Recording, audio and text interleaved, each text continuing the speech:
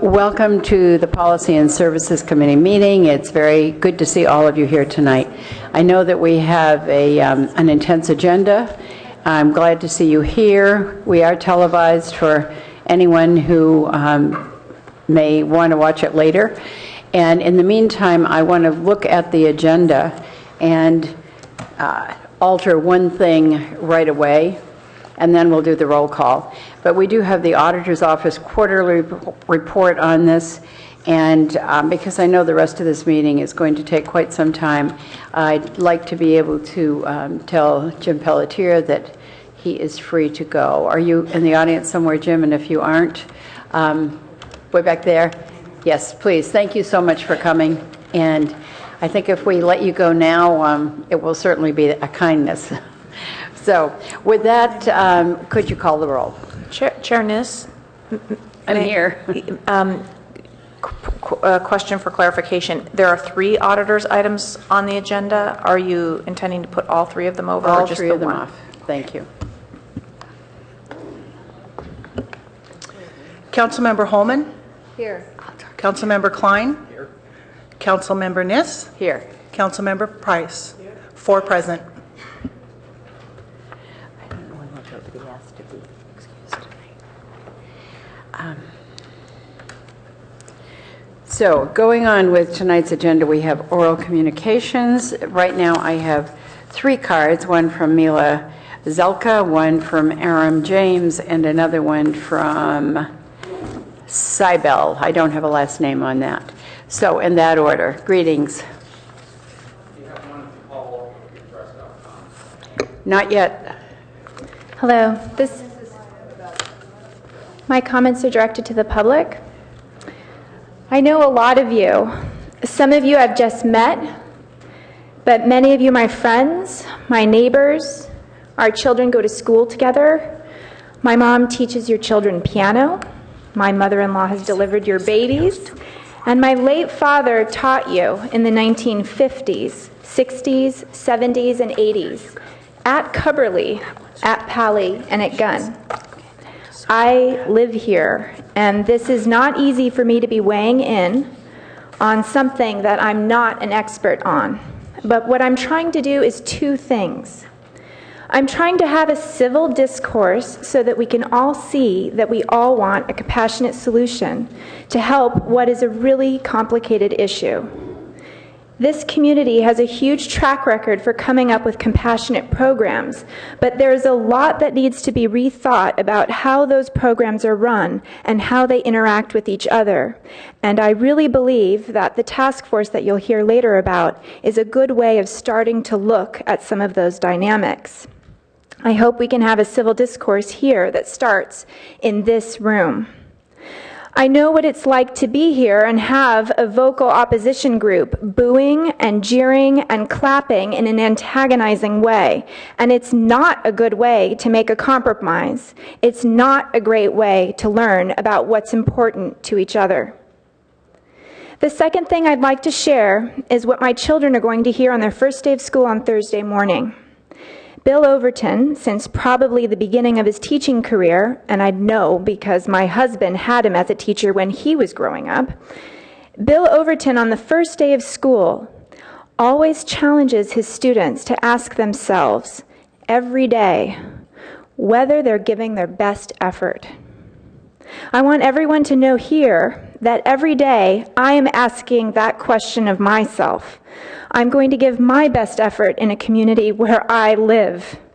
I want to be able to go to Rick's Ice Cream and go to the dog run and do all the things with my family that I normally do, as long as folks know that I'm trying to give my best effort, and perhaps they're doing that too, and we can do it in the context of a civil discourse.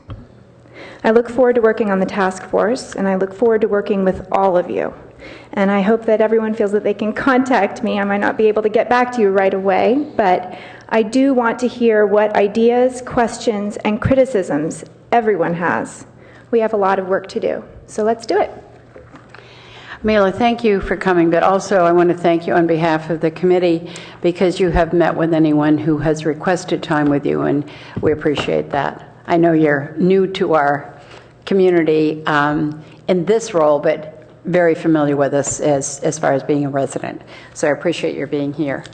Aram James.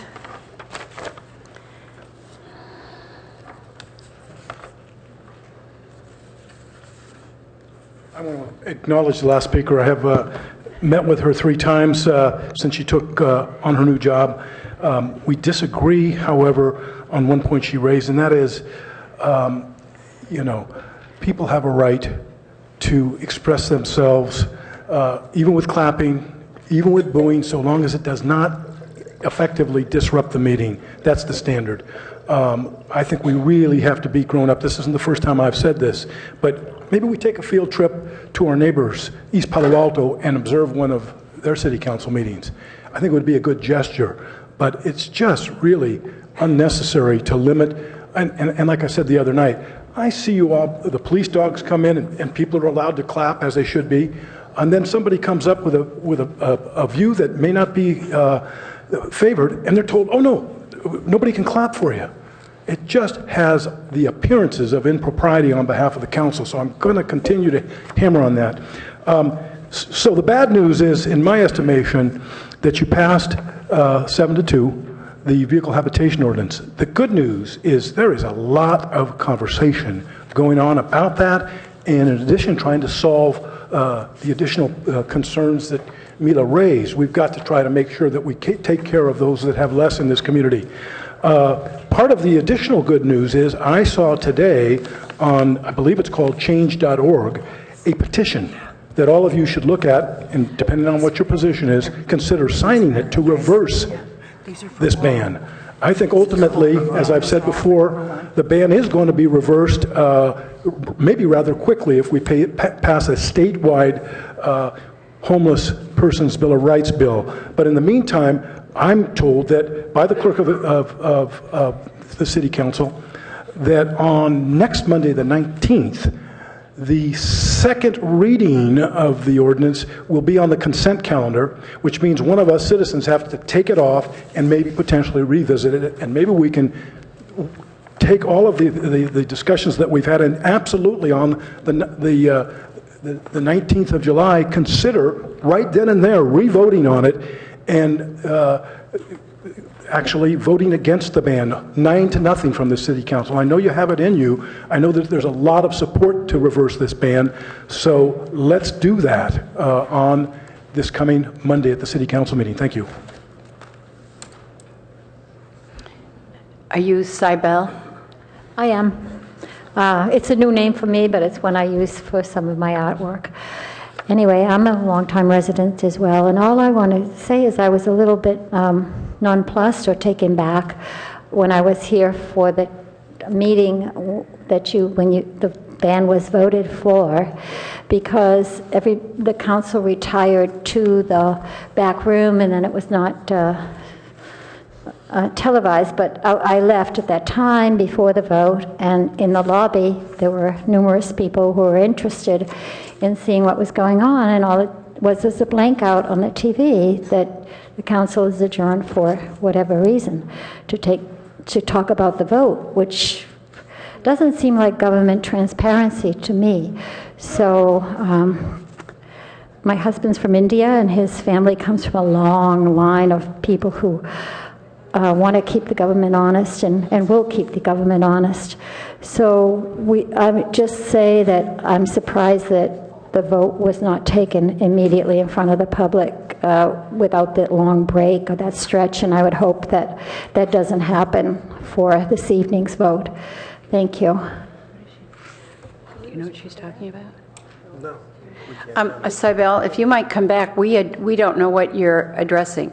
Maybe you could say it one more time, and maybe our city attorney could. It's difficult, yeah.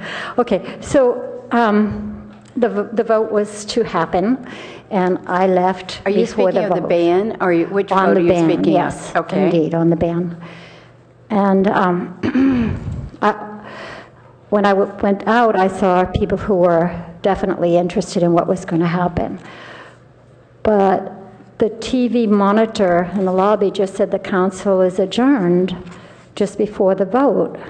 And that is not what happened? No.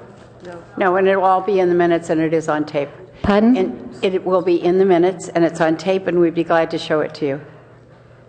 It was all taken in public. There was no question. Oh, the vote was, but the break before the vote is what I'm trying to say, that a break before the vote, I'm sure it's probably not the case, but it looked like a decision was being made I'm going to ask our in city private. attorney if she would speak with you now, if Sure. that's okay? Sure. Thank you. Would you like me to speak with the citizen offline? Yes, would you? Yes, Thank I'm you. happy to. Yes, Sure. because, okay, and our last person that I have under this is Palo Alto Free, two more, Palo Alto Free Press and Chuck Jagoda.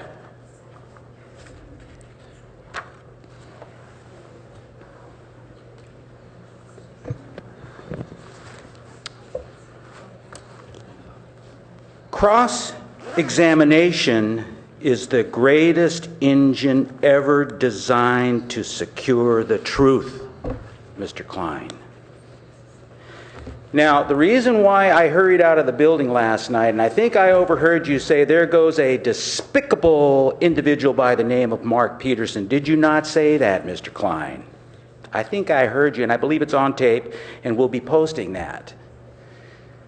You see, Mr. Klein, you're treading on thin ice, and I have done a lot of research with respect to criticism of government officials. You see, I'm not a government official. I'm a public citizen of Palo Alto. And I consider that event treading on thin ice, and I consider that slanderous, Mr. Klein. So you are on notice, you are on warning.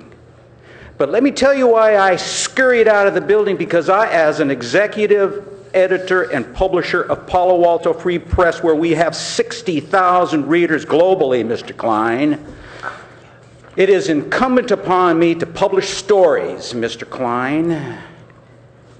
And that's the reason why I left the building in a hurry, is to publish a story. Because, sir, I have a responsibility to my readers to discuss and print irresponsible activities of corrupt politicians.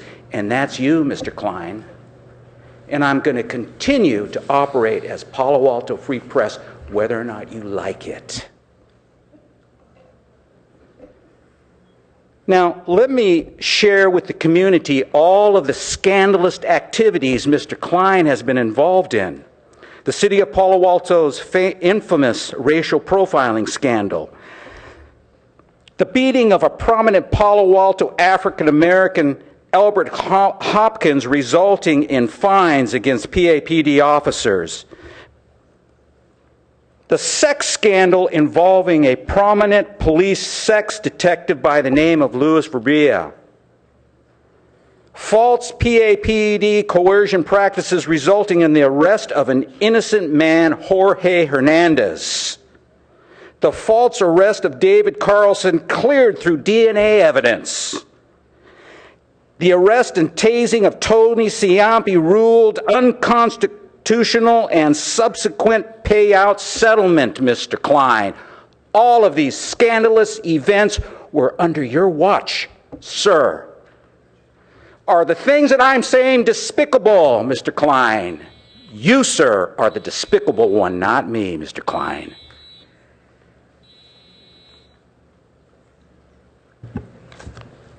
Colleagues, as you know, I have a right to respond to criticism, but frankly, Mr. Peterson Perez is so low and so irrelevant, I'm not going to respond. We have Chuck Jagoda. And our last oral communication speaker is, and I will have to hesitate on this name, but it's Lynn, and maybe it starts with an H.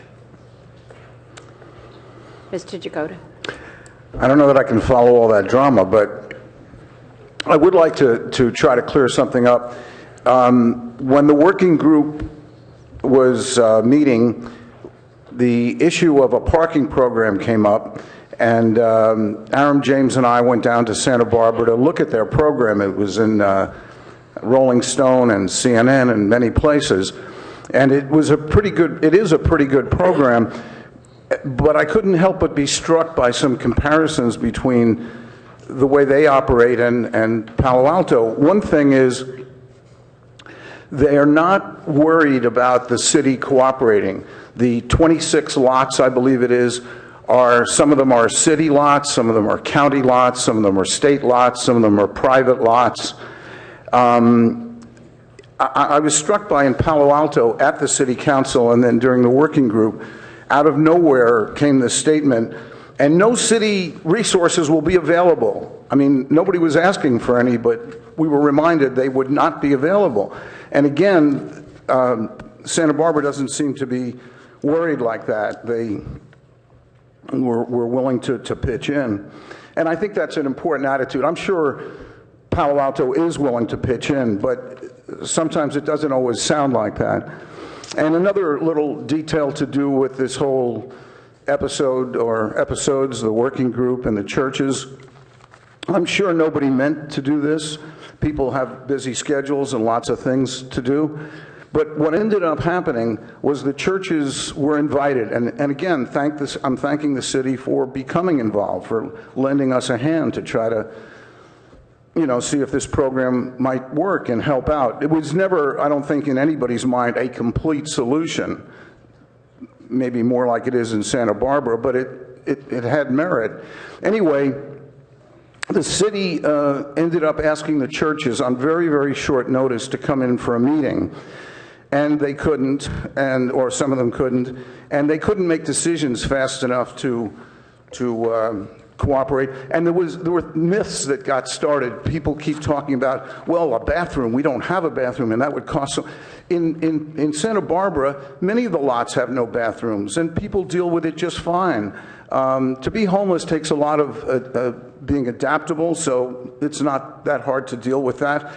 Some places decided it would be nice to have a bathroom, some churches, and they raised the money to have a bathroom. But others didn't. It's not an issue. And one more thing, it's very seamless there. I went to a Saks Fifth Avenue lot to take some pictures of it, and the young man operating the lot, asked me what I was doing. He's sort of managing the lot during the day while Saks Fifth Avenue was open. He had no idea that at night that's a homeless shelter for several vehicles. It worked that seamlessly. Thank you. Thank you. Our last speaker, whose card I have just misplaced again, is Lynn. And I can't pronounce your last name, if you would, please. Hi, my name's Lynn Heidi Coper, and you know me, Liz, because you and Mark are in my Democratic club, the PDC. Thank you for the reminder. As you know, I've been working on single-payer health care, which is another human rights issue. I have just recently become more educated about the homeless issue. I've worked with homeless, but I didn't realize how serious it was. The Mercury News had an article the other day entitled Santa Clara County's Section 8 Voucher Program Upended by Tight Rental Market. So things are not getting better, they're getting worse. And I researched the average Palo Alto rents for a one-bedroom is about $2,500 a month. Two bedrooms about $3,400 a month, which makes it difficult for most people.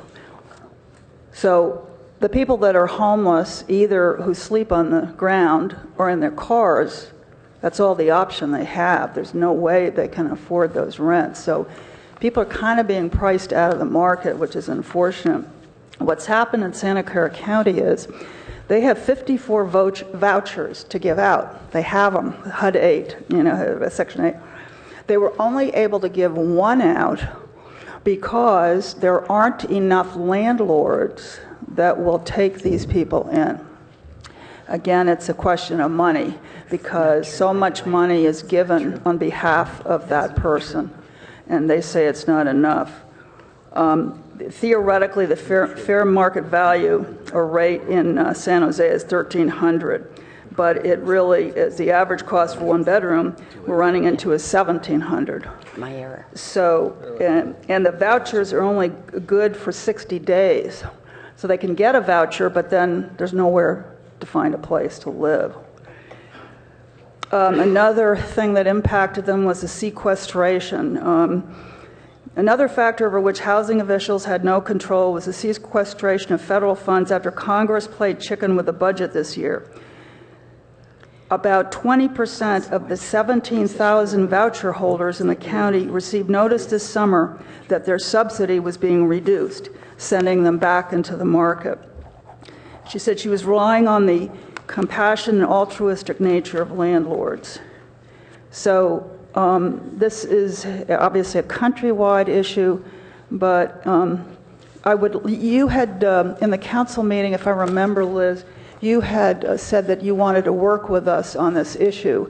And our coalition has very talented people on it, a wide range of people. And the reason that it wasn't addressed till now is, as I understand it, last year it was kind of tabled. Let's not do anything if things are, okay. Okay, thanks. Thank you for coming. That is the end of oral communications for tonight, so we will go on to our main agenda item, and we will have a report from staff on that. But first, just for some guidelines on this, we have about 20 cards when there's when we get to the public speaking. We will have 2 minutes on that. So if any of the rest of you have not put a card in, please, would you do it while we're getting the staff report so that we get a good idea of how many people want to speak to this. So with that, I am going to, is this, I think this is not oral communications, correct? Okay. So with that, I am going to look to our Assistant City Manager, Pam Antel, to begin the process for tonight and have her introduce the others who will be speaking with us. And probably for those of you who are watching or who are here, this will be about a half-an-hour presentation and then some questions from us, and then we will go to the public. Thank you, Ms. Chair Antel. Ness. Pam Antel, Assistant City Manager. Tonight we have a combined report from members of our Community Services Department staff, which will be led tonight by Assistant Director Rob DeGose, along with the Director and one of our Human Services Managers, as well as a presentation by the Downtown Streets team. But I will start with Rob DeGose, who will begin our presentation. Good evening, council members. Rob DeGose, Assistant Director of Community Services. As I said, Greg Betts is here on the right. He's the Director of the department, and Minka Vanderswag, who oversees the Office of Human Services. We also have Adam Howard in the audience, who's the Cumberley Manager and the on-site manager day to day. We're here this evening to give you an update on the situation at the Cumberley Community Center and to present some recommendations for your consideration. It's a pretty difficult topic, a tough one. A lot of what we do in community services is about fun and about getting the community together. And we just finished a summer camp program that had 5,000 kids, and we taught 1,000 kids to swim. And we're doing really fun, interesting stuff. This, however, is not fun, and this is a very difficult topic and a very complicated one. The one sort of silver lining that I've already found, as I've learned a lot about homeless and unsheltered in this last year, is the really good people we have here in the community working on this topic. I am amazed what Envision Shelter Network does, and I had the opportunity to visit the Opportunity Center with Philip Dow, who runs the program, and they do outstanding work, and the Downtown Streets team with Eileen and Chris Richardson, just amazing people, and there are others as well. So that's certainly been very encouraging.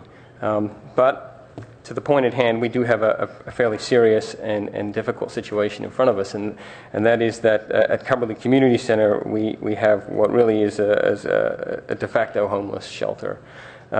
We have about 20 homeless residing unsheltered on campus, and an additional 10 to 18 vehicle dwellers there every day.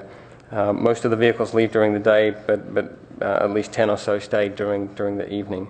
Of course, Cubberley is not a homeless shelter. It's a community center. It's a multi-purpose community center with preschools and after-school programs, and it's a very vibrant and diverse community center. We're having a variety of fairly serious issues coming up at the center on a regular basis, and it's not with everyone that is living at Cubberley's. Many of the homeless keep to themselves, but too frequently we have behavior issues that occur that give us reason for very serious concern, and among those are fights that occur on campus and in the showers, storage of many belongings all over campus, bathing and cooking in bathrooms. We have aggressive actions directed towards our staff and verbal abuse, threats to personal safety. We have alcohol and drug abuse occurring on a regular basis, and trespassing into the rooms in the evenings without authorization. We've had syringes and needles and other issues found all around campus, and it's become quite an issue and a problem. That's why we're here this evening, and we've spent some time talking with our partner service providers in town, and Minka and I have two recommendations that we'd like to sort of share with you. We don't want to spend a lot of time in our presentation. I do want to at this time though pass it on to Minka to share sort of the overview of the two primary recommendations for discussion tonight. So I'll do that now. Thank you. Thank you, Rob. Minka Vanderswag, Community Services Manager for Human Services. Before I go any further about the concern at Cubberley, I wanted to put the issue of homelessness on a nationwide and countywide lens just for you. The National Alliance to End Homelessness says that over 600,000 people experiencing homelessness on any given night in the United States.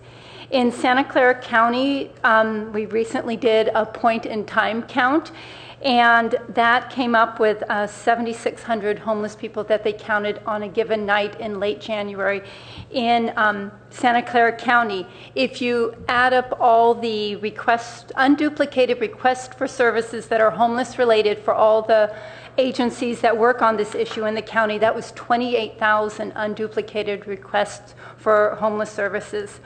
The point-in-time count for Palo Alto was 157. Now, again, that's a point-in-time count, so that number, as far as the number of homeless individuals in Palo Alto, may be higher.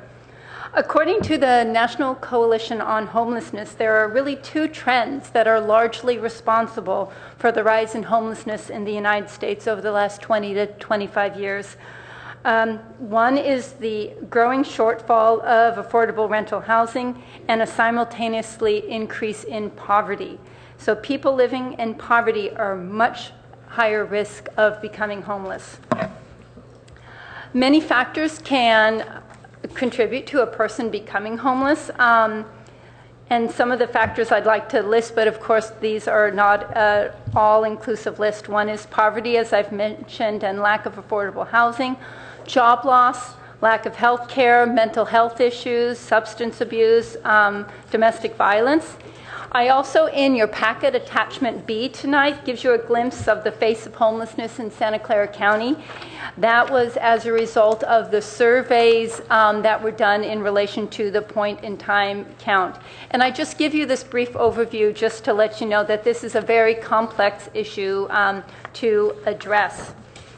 So over the past year, as the issues at Cubberley have escalated, staff has been working hard to find approaches to address the issue.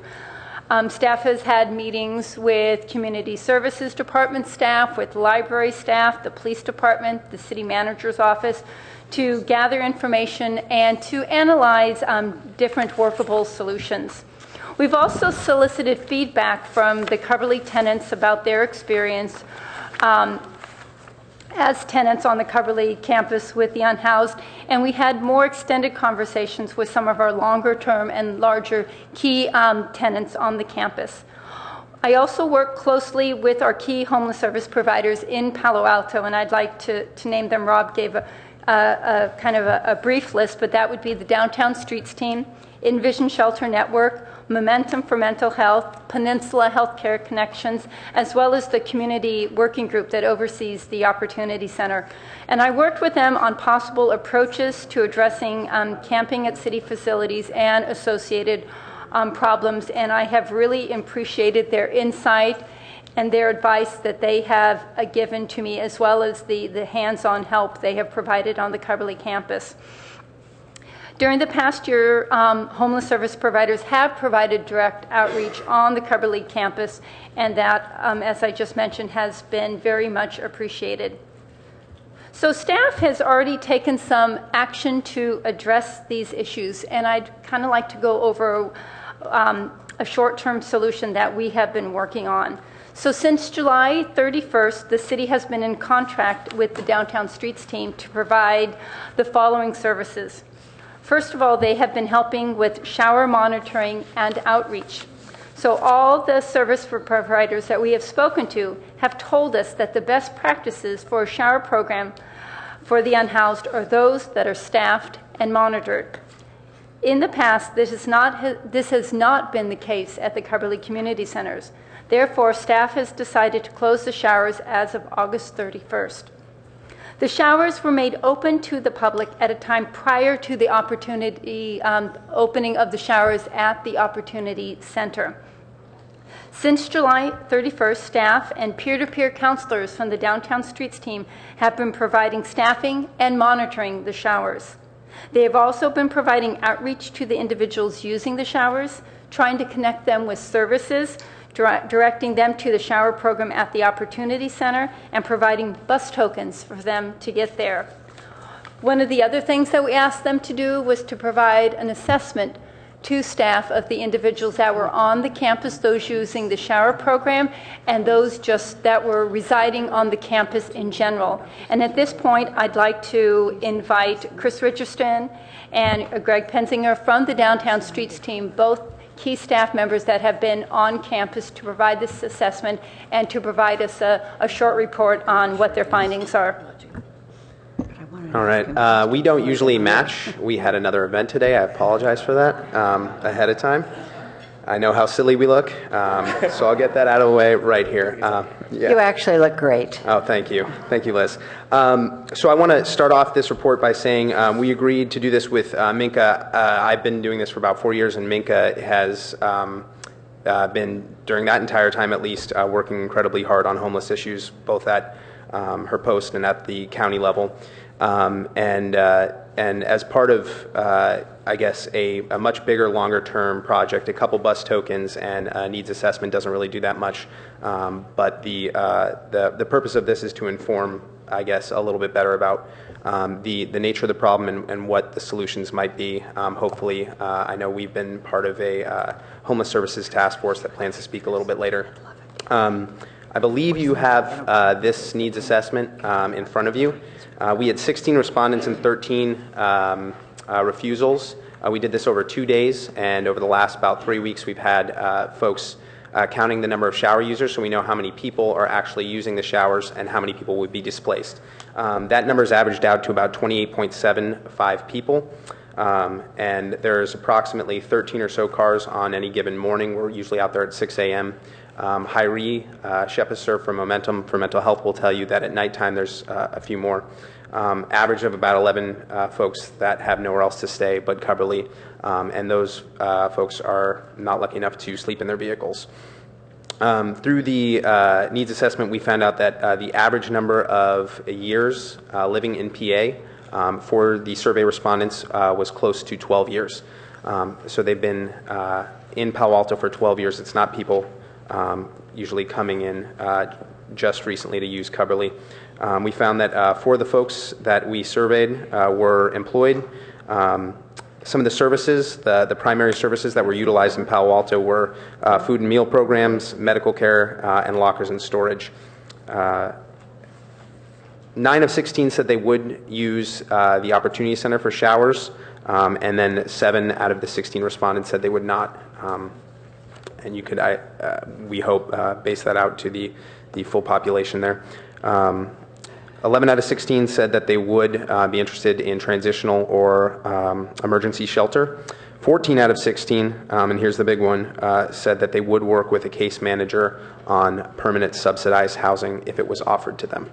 And that's something we're certainly interested in as well, because that ended up obviously being the biggest reason for homelessness was housing options. Other ones were employment, financial support, obviously, legal matters, and storage. So that's a breakdown, and then Minka asked us to be available for questions. Greg's going to kind of fill in with a little color. I'm more the numbers guy tonight.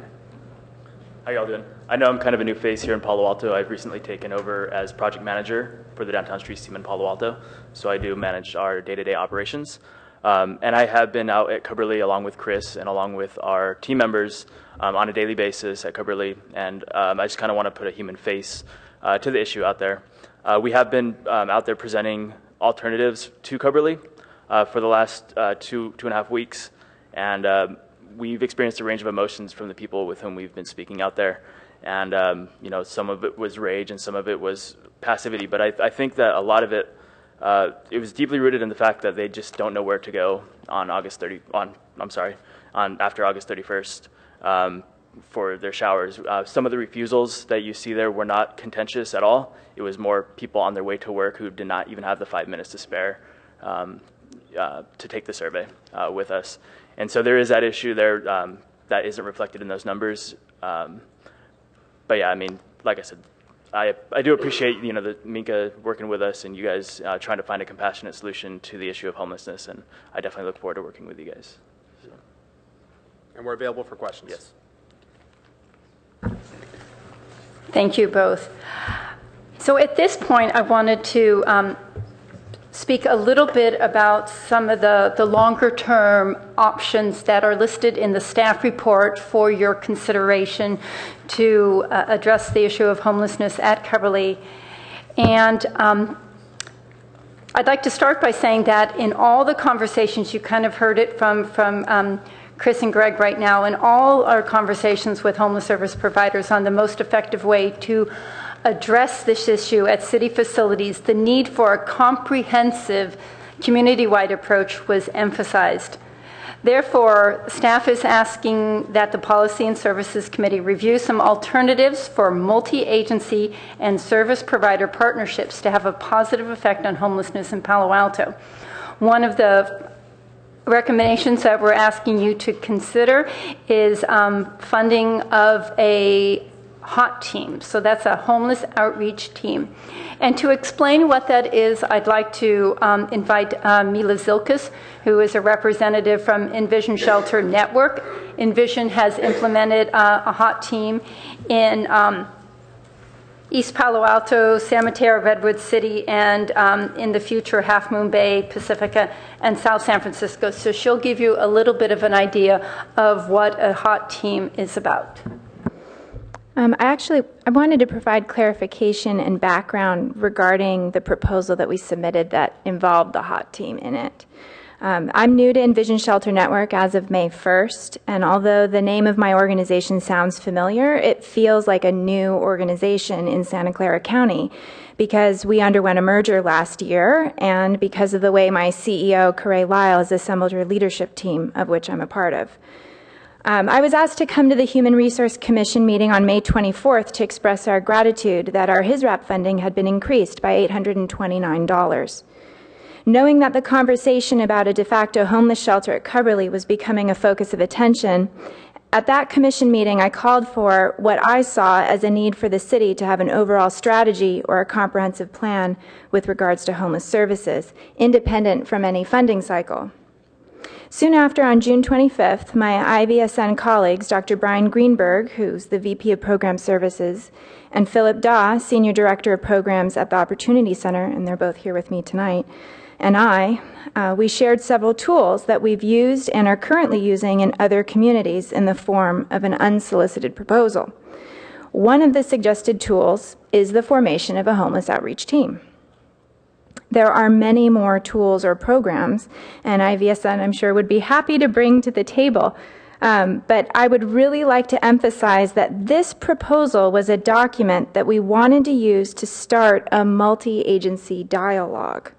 In fact, we deliberately wrote the document thinking about what components we could shape as placeholders for our esteemed colleagues who are also service providers in Palo Alto, and distributed the proposal widely to members of the community, including to the unhoused.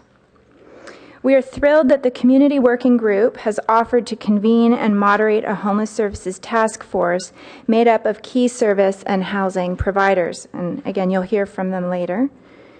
Considering new funding for any specific program at this particular moment would be acting in a vacuum. There are many agencies both on and off the task force and members of the community who have lots of ideas and constructive criticism that the discussion could benefit from. Sure, IVSN would love to see our model of a Palo Alto Hot implemented in this community, but only if there has been a multi-agency discussion about how we can work together to improve outcomes, as well as what innovative public-private partnerships could be forged with the county participation. I have more comments later about whether Palo Alto is a magnet, but I'll let the staff continue the report at this time. Thank you, Mila. So a HOT team, that provided some context for the HOT team. So a HOT team is really a cross-functional group of providers, service providers, the county, the police, the DA, that work together to get homeless people off the streets and into housing. They use what's called a housing first model. So the old model was people would get housing once they've addressed their other issues, like you can get into the housing once you've worked on your drug and alcohol issues. The concept now is that to get people into housing first, then that person has the stability to make a positive change on other issues such as substance abuse, medical issues, etc. So a HOT team would effectively case manage, engage, transport, and ultimately secure housing for the most challenging to serve homeless residents. Individuals with mental health and substance abuse challenges, individuals who have been residing on the streets for an extended period of time and are resistant to services. We would have the ability, that is the group that would be managing the HOT team program, would have the ability to select people who on the list for help. The team would first focus on individuals at the Coverly site and then expand their geographic scope to other homeless residents in Palo Alto. So the approximate cost for a HOT team is about $150,000 a year and covers the cost for staffing, transportation, incentives, and other parts of the program. The second recommendation that we present before you is housing subsidies provided by the County of Santa Clara. So staff has been in conversation with the Director of Homeless Systems for the County of Santa Clara. There is possible county funding for a combination of transitional and long-term rent subsidies for 10 homeless individuals who primarily have had contact with the criminal justice system and a high chance of recidivism or significantly impact the county, state, or local resources. For clarity, a little bit of clarity on the staff report, I wanted to say that the county would provide the funding for the rental subsidies, and the dollar amount that is listed in the staff report, that would be the city's part of the equation for a case manager. This would require a 2-year $50,000 commitment to fund the case manager, as I just mentioned. Management of such a project would fall to a local homeless service provider who would be designated as the lead agency as selected by the county. The county, for your information, has taken on the responsibility for homelessness on many fronts. They provide leadership to the countywide coalition to end homelessness. They are the general safety net organization for funding for low income, such as general assistance, CalWorks, and food stamps. They provide medical care at Valley Medical. They provide mental health care through the Gateway Services. They have also made a very significant investment in homeless services programs. On an annual basis, the county provides $5 to $7 million in funding for emergency and transitional housing programs. Most recently, the county has recommended a $4 million allocation from Measure A funds to provide greater opportunities for permanent supportive housing. And as well, they have allocated $4 million from AB 109 for reentry housing for offenders that have been transferred primarily from the state to the county jail program. The County Mental Health Department, through various funding, has supported numerous housing for the homeless, with several more in the works. They also support rental assistance programs. So those are the two key recommendations that we would like you to consider to be able to affect the homeless community in Palo Alto. There's one more recommendation that I'd like to bring to your attention that is included in the staff report. In speaking with experts, incentives to accept help can only, in speaking with experts, incentives to help work best when they are combined with an element of enforcement. Staff therefore recommends the Policy and Services Committee recommend to the Council an ordinance, which is included in your packet as Attachment A, that defines the reasonable hours of public access to community facilities to be sunrise to 10:30 p.m. daily. This is identical to the ordinance that is already on the books for public hours at our city parks. This would not affect any pre-scheduled use of the facilities. So Rob and I would be happy to answer any of your questions. As well, as you've already seen, we have representatives from our key homeless services providers. We also have the Director of Homeless Systems for the County of Santa Clara, who is present, and his partners with us along the way. All these providers would be happy to answer more questions about their specific proposals, their services, or homelessness in general. Thank you, Minka, very much. I would also like to invite Greg Betts to say something, if you wish, at this point.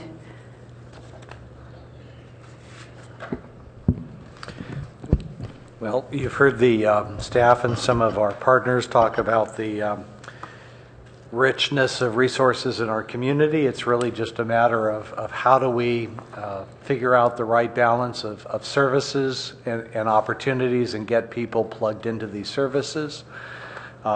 We are trying to look at the best operation of Coverly for the safety of staff, the people that are there, both as visitors and as program users, and find a citywide solution to some of these issues. So with that, I'll allow the public to speak and add as we go. Okay, so I think at this point we've heard a great deal about what we hope to do, what it might cost us to go ahead and do this, the chance of a hot team, the chance of working with Mila from what is now the merged Envision Shelter Network. And I think she has defined as well as she can, I'm looking at Mila, at this point, what she will be doing. So this is what I think will be the supportive side. This is going to be the costly side, as a matter of fact. But this is going to be our human services approach to this. But as we have also mentioned, we do have enforcement as well. So I've asked Ron Watson if he would like to speak with us tonight, because the surveillance at Coverly has altered particularly.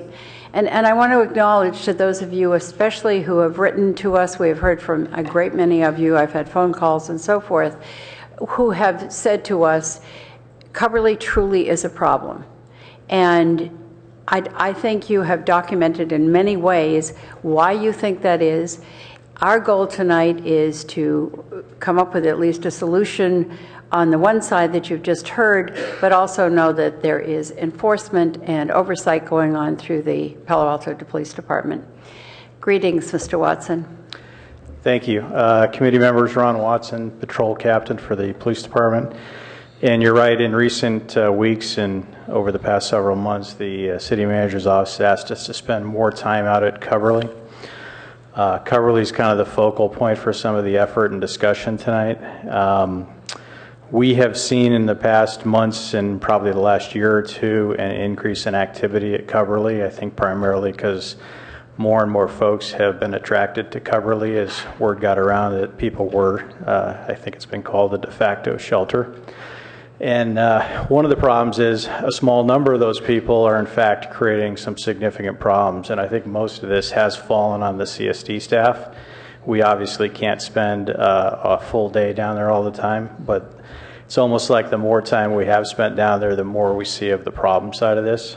Just last night, we arrested a female who's been residing at Coverly, and one of our officers on foot patrol recognized her as someone who was on probation. And they contacted her. She ended up having methamphetamine on her, a large number of plastic baggies, which means she's probably selling methamphetamine to other people. She was ultimately arrested for the probation violation, narcotics, and a number of other offenses. About 2 weeks ago, and I think it was after the staff report was drafted, so it's also not in there, but we encountered a belligerent and highly intoxicated individual at Coverly. He was so intoxicated that he almost fell into one of the open classroom doors during the evening sessions down there. When our officers contacted him, he actually confronted the officers and challenged them to fight. We ended up in a small struggle with him, and he went to jail too. Both those folks actually had prior history of contacts with law enforcement, so it's clear that a number of the folks that are down there are creating problems for the Coverly campus and the staff there and the folks who visit the community center. So it's clearly a problem that we somehow have to deal with, and I think the enforcement side and then also the services are the way to go in tandem. Good. Thank you so much. I appreciate your being here and also appreciate your candor. I also know that it's taken a fair amount of overtime to be at Coverly in the evening, and I want to acknowledge that and appreciate it. Thank you. Chair? Pardon? Can we ask questions? Yes. And so my suggestion now would be it's a bit after 7, and perhaps we can take 10 minutes at least for those of us on the committee to ask questions, and then we'll go to the public. Mr. Klein, you have a question. Yes, Ron, I'm sorry to have you. Well, the exercise is good for you.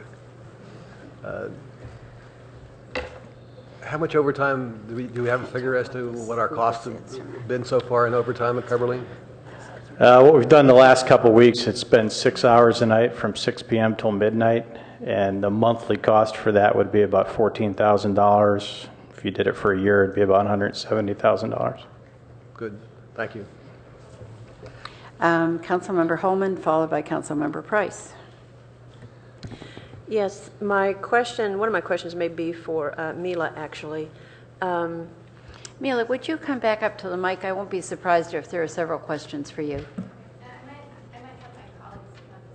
Okay, please do.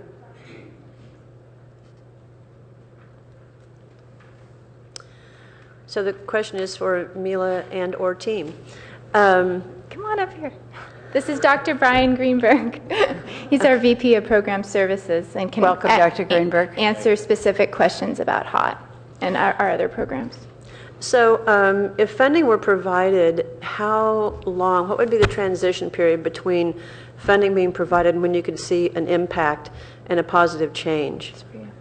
So what HOT does is we ask the police to identify the homeless people with the most merchant residential complaints, police complaints, and the most emergency room contacts. So what we found in other cities is that if you can get the most difficult 20, 30, 40 homeless people off the streets and into housing, that creates a different quality of life for the entire community, right? So there's no magic bullets to this thing. So what we do is we guard against us serving the low-hanging fruit, the easy-to-serve homeless people. So we make up a hot list that the police give us, and that's the caseload.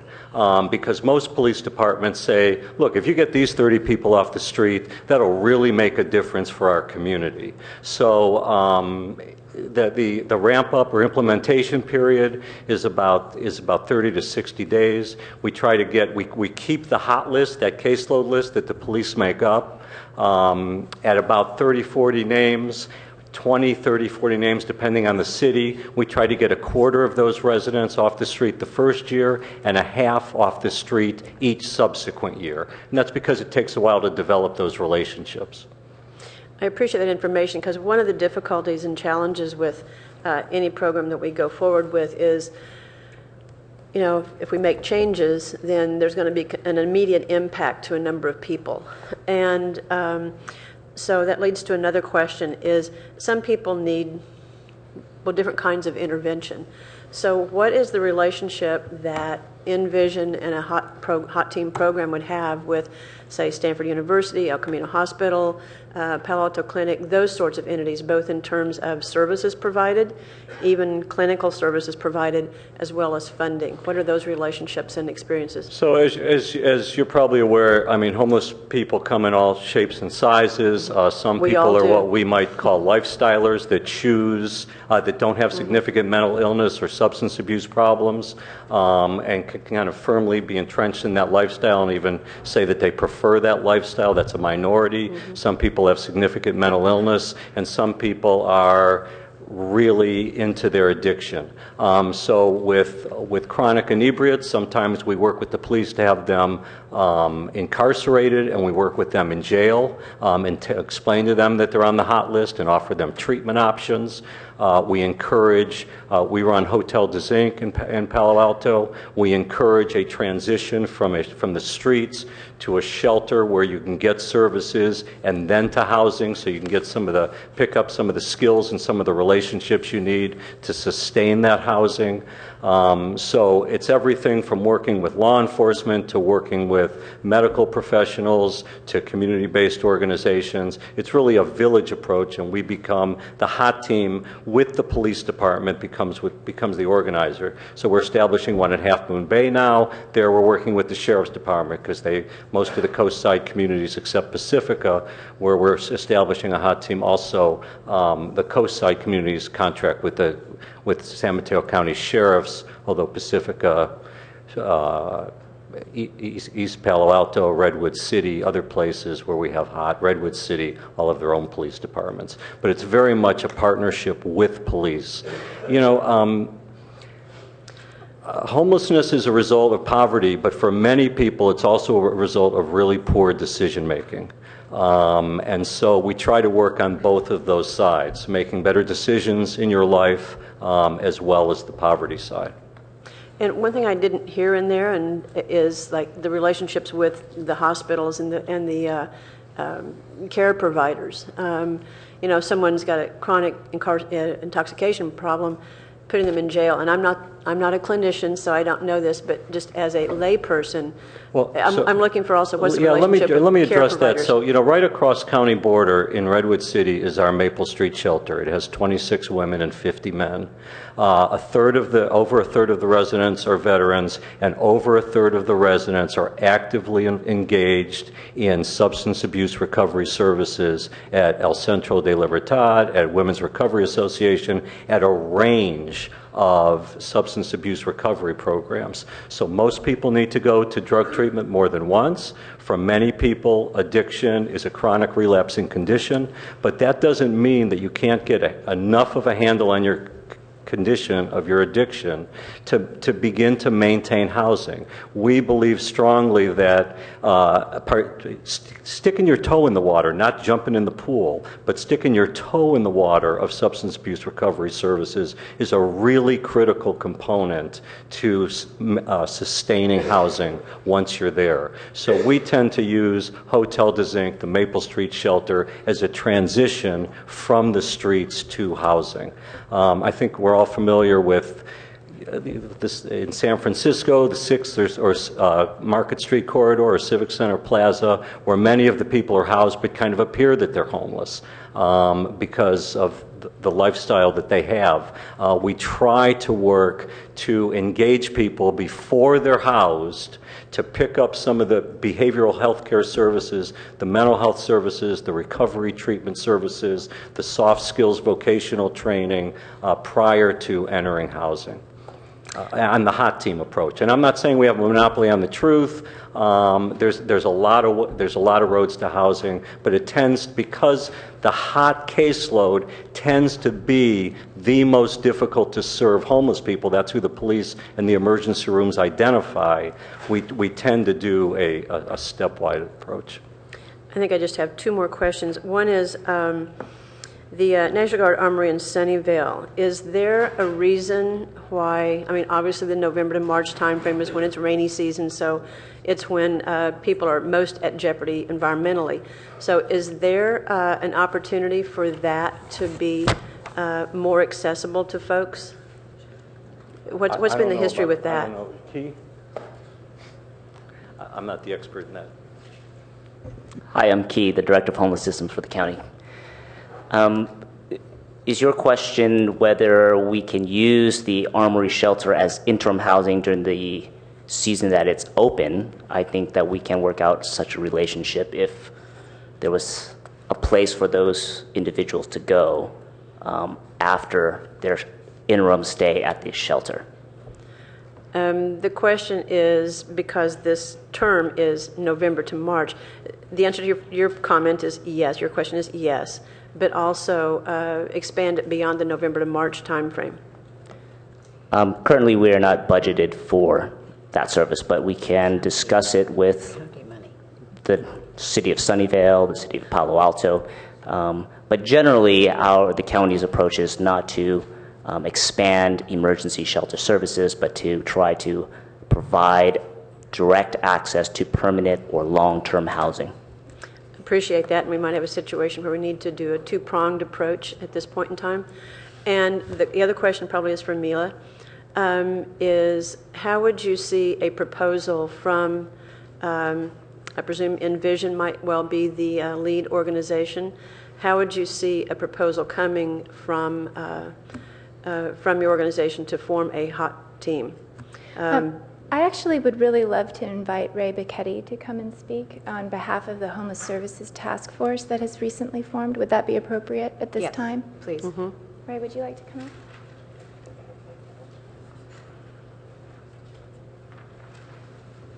I don't know if you want us all standing, or maybe we could stand if you want. Good evening.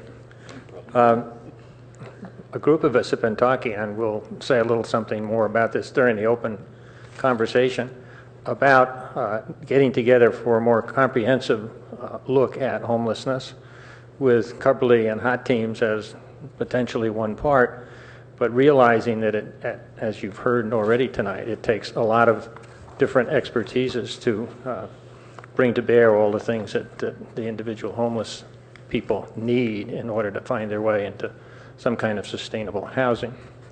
So we are looking at how can we work with staff, how can a number of nonprofits work with staff to try and develop a more comprehensive program that will include hot teams but not be limited to them. Is that helpful? It is helpful, and it provides part of the answer. What I'm looking for is an org chart, if you will, a structure, so that we know who's responsible for what organizations are providing what services, and so we know what areas we are funding at what level and what different services need what kind of funding, so that we have a program that's identifiable and can be accountable, and whose success can be measured. So I think something like that be right at the top of the agenda. I mean, it exists in pieces, but it needs to be brought together in the way that you just described. I think it does. From my personal perspective, it does, for us to be responsible in going forward. Yeah, from my personal perspective, it needs to be brought together too. Okay, thank you very much. Sure. Thank you all for answering questions. Councilmember Price. Yes, thank you very much for everyone's presentation and the details. it's clear that the issue of homelessness is complex and we have lots of challenges. I see this conversation as the beginning of additional partnership and challenges, and I appreciate the recommendations in the report. One question I have is, as it relates to the HOT team, Mila suggested that, and in the staff report, that it's worked in Half Moon Bay, Redwood City, San Mateo, and you also said that you've had some success there. So are you thinking that this is a similar model that might work or provide some resources in Palo Alto, or do you see the Palo Alto case being similar or different, depending on all the different individuals and the various individual circumstances? Let me first make clear that there's only HOT teams in Redwood City, City of San Mateo, and East Palo Alto, and that we're starting them October 1st in South San Francisco has requested one, Pacifica, and Half Moon Bay, and the South San Francisco will also serve San Bruno. So what we try to talk to the police department about is how can we best visibly impact the quality of life for the community and a subgroup of the homeless population that's causing the most cost and the most merchant and residential police complaints. So it's not a sweeping answer to the homeless problem. That's a multifaceted approach. It takes a lot of providers. Where one, it takes a village approach for people that are very ingrained in the homeless lifestyle and have had repeated failures in terms of using shelters to transition off the streets.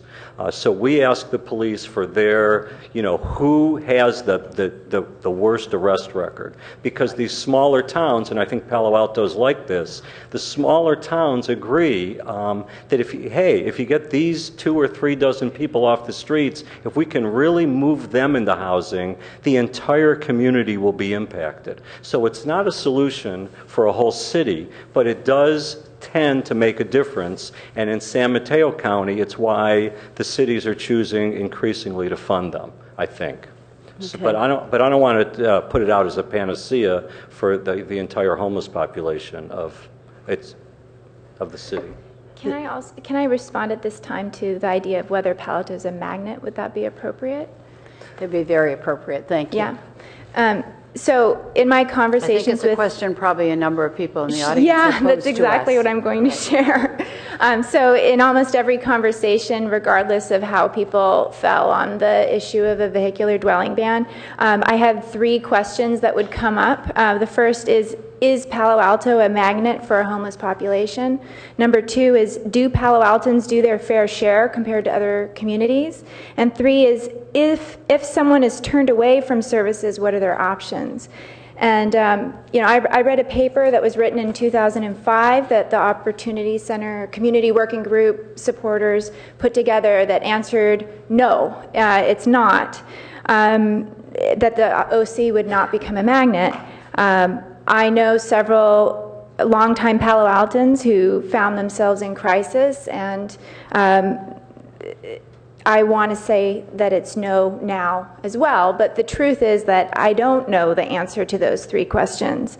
And the task force is going to be looking at Palo Alto-centric approaches to working with the unhoused, but the idea that Palo Alto is somehow an island republic is not accurate, and a regional view is just as important to Palo Alto's challenges. So what I'm doing at Envision Shelter Network is I've assembled a multidisciplinary team where I'm going to be looking at these 3 questions by conducting an audit of existing services, not only ours, but others that exist in the Mid-Peninsula, and what the support is for each of these programs on a per capita basis, and where the gaps are between the services in relationship to the need. And I hope to complete this project and provide it to the task force as well as other community stakeholders in the coming weeks so that I can have help further editing and gathering feedback and hopefully help inform the task force. So that's something that we've just started working on. Yeah, okay. Yeah, we took Gail's turn. You have a question about that?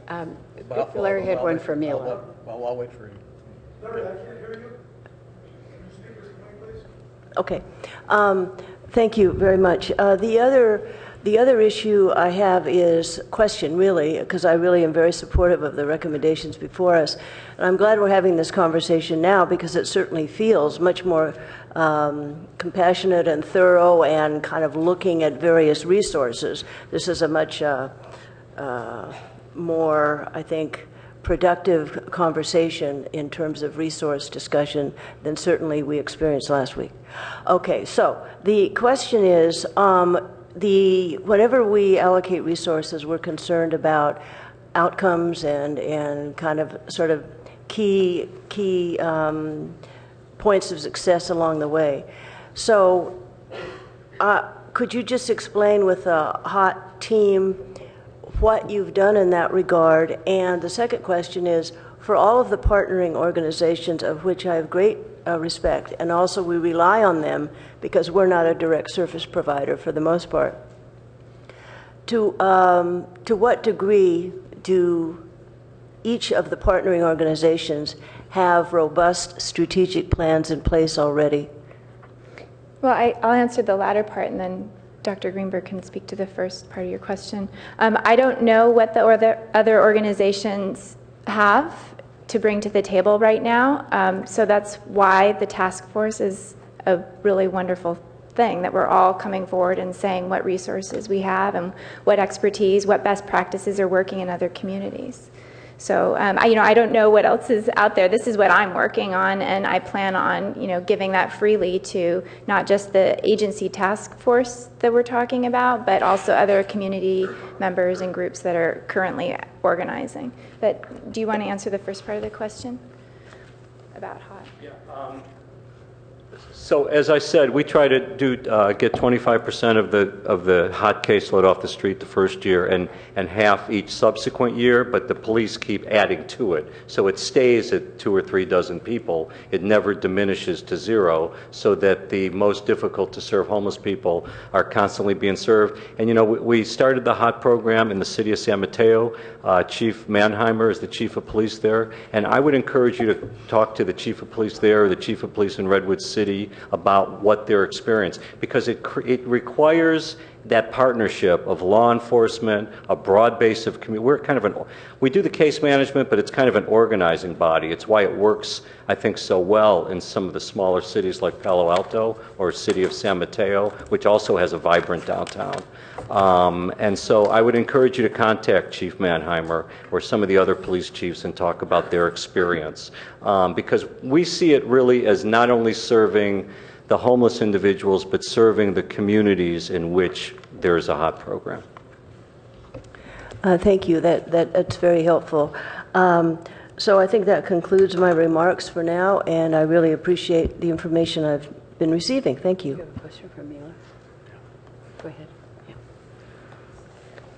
Mila or Dr. Greenberg, or both.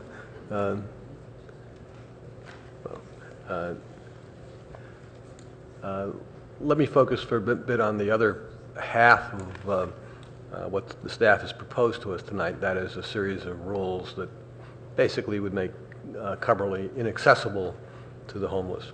Where are they going to go? I think that's why we have to have a multi-agency discussion. Which Can you speak up a little bit? I think that's why we have to have a multi-agency discussion with the county at the table about the things that are the second part of the proposal, with options there. And on the task force are 2 housing service providers, which are Community Working Group and Palo Alto Housing Corporation. So there's not an immediate place to house people for August 31st? Well, let me try a different approach. My own personal opinion is there has been a significant increase in the number at Cumberland. That's borne out by the people who live in the adjacent neighborhood. Actually the numbers have been pretty dramatic, and numbers that Councilmember Holman and I counted just 9 days ago were even larger than the staff. We counted 27 vehicles there at 11 o'clock at night, and perhaps about 14 or 15 people who seem to be camping there unassociated with the vehicle. You're mumbling. Do that. 27 vehicles and 14 or 15 people sleeping there unassociated with the vehicle. Up dramatically from what those numbers were, according to the neighbors, from just 6 months or a year ago. And our police, I think, also bear that out. So I'm presuming that some significant fraction, perhaps more than half, of those people were somewhere else a year ago. And I don't know if we know where they were. Maybe you all do, maybe not. But there does seem to me that there's some movement there. And I think that in order to protect our neighborhood adjacent to Cumberly, and Cumberly itself, that we are in fairly short order going to be, in fact, saying Cumberly is not a place for the homeless to sleep. So given those facts, do we have any judgment or experience from other communities as to where do they go? Is there a new Palo Alto that they find, or a place like Cumberly that seems to be more welcoming, either deliberately or, as in Cumberly's case, inadvertently? I mean, I can't answer, I don't know where you went, but I can't answer that question alone. I will say that in the proposal that we gave the city on June 25th, one of the ideas was to explore expanding our Hotel de Zinc program, and I've convened a roundtable with hosts from the Hotel de Zinc rotating church shelter that we run, and that discussion has continued on an online group format, and we're going to be reconvening that group regularly. I mean, I don't think it will take some time to talk to our partner congregations about what that looks like, but in terms of creating housing, that's not something that a service provider is going to be able to just come up with. I don't know if you want to add to that. You know, at Envision Shelter Network, we have over 125 staff that make under $52,000 a year. Working with the homeless does not pay well, and they all want to live in Palo Alto or San Francisco, and they can't afford to. And people that graduate from our shelters frequently work at airport hotels and work in the service sector on this side of the bay and live on the other side of the bay. We're not going to be able to change the reality of the housing situation in the Mid-Peninsula at this meeting this evening. And on the real side, people that work in the service sector jobs, when we have a full-time job developer that goes out and finds our people jobs that aren't on a disability track. But when they get that job, they're making $8.75, $9.75, $10.75 an hour, and they can't afford to live in Palo Alto or San Francisco, just like our staff can't afford to. If I had $5 for every one of my staff that wanted to live in Palo Alto or San Francisco, but is living not there, they're living in East Redwood City or in San Leandro or wherever, I could go out to a great dinner tonight.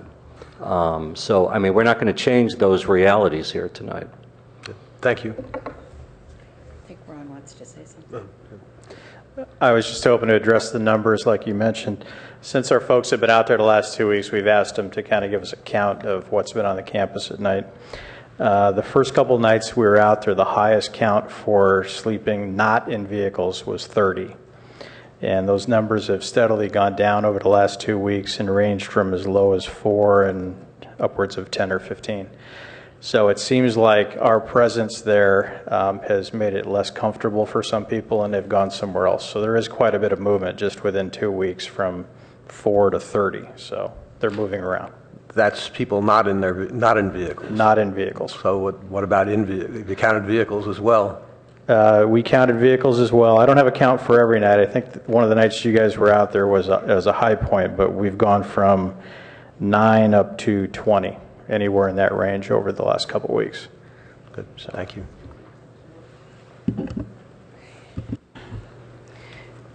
Thank you, and we departed from what we sometimes do, which is go to those of you who wish to speak to us after we've had questions from those of us who sit on the committee, which I hope might give you a general idea of where this is heading and who is supporting what, and I think the committee here has given you a good idea. So before us, and what I would like you to speak to, aside from whatever else you want to address as far as how it affects your neighborhood, are the 3 items that we have here tonight. One is the creation of a hot team. The second is a funding match, which deals with Santa Clara County and their housing subsidies. And the last would be the ordinance, which is also in our packet tonight, which addresses the issue across the city, but also in particular addresses the issue at Cubberley. So without any questions from the group here, if there are any other comments before we go, okay, great. If not, save some of yours until they're done.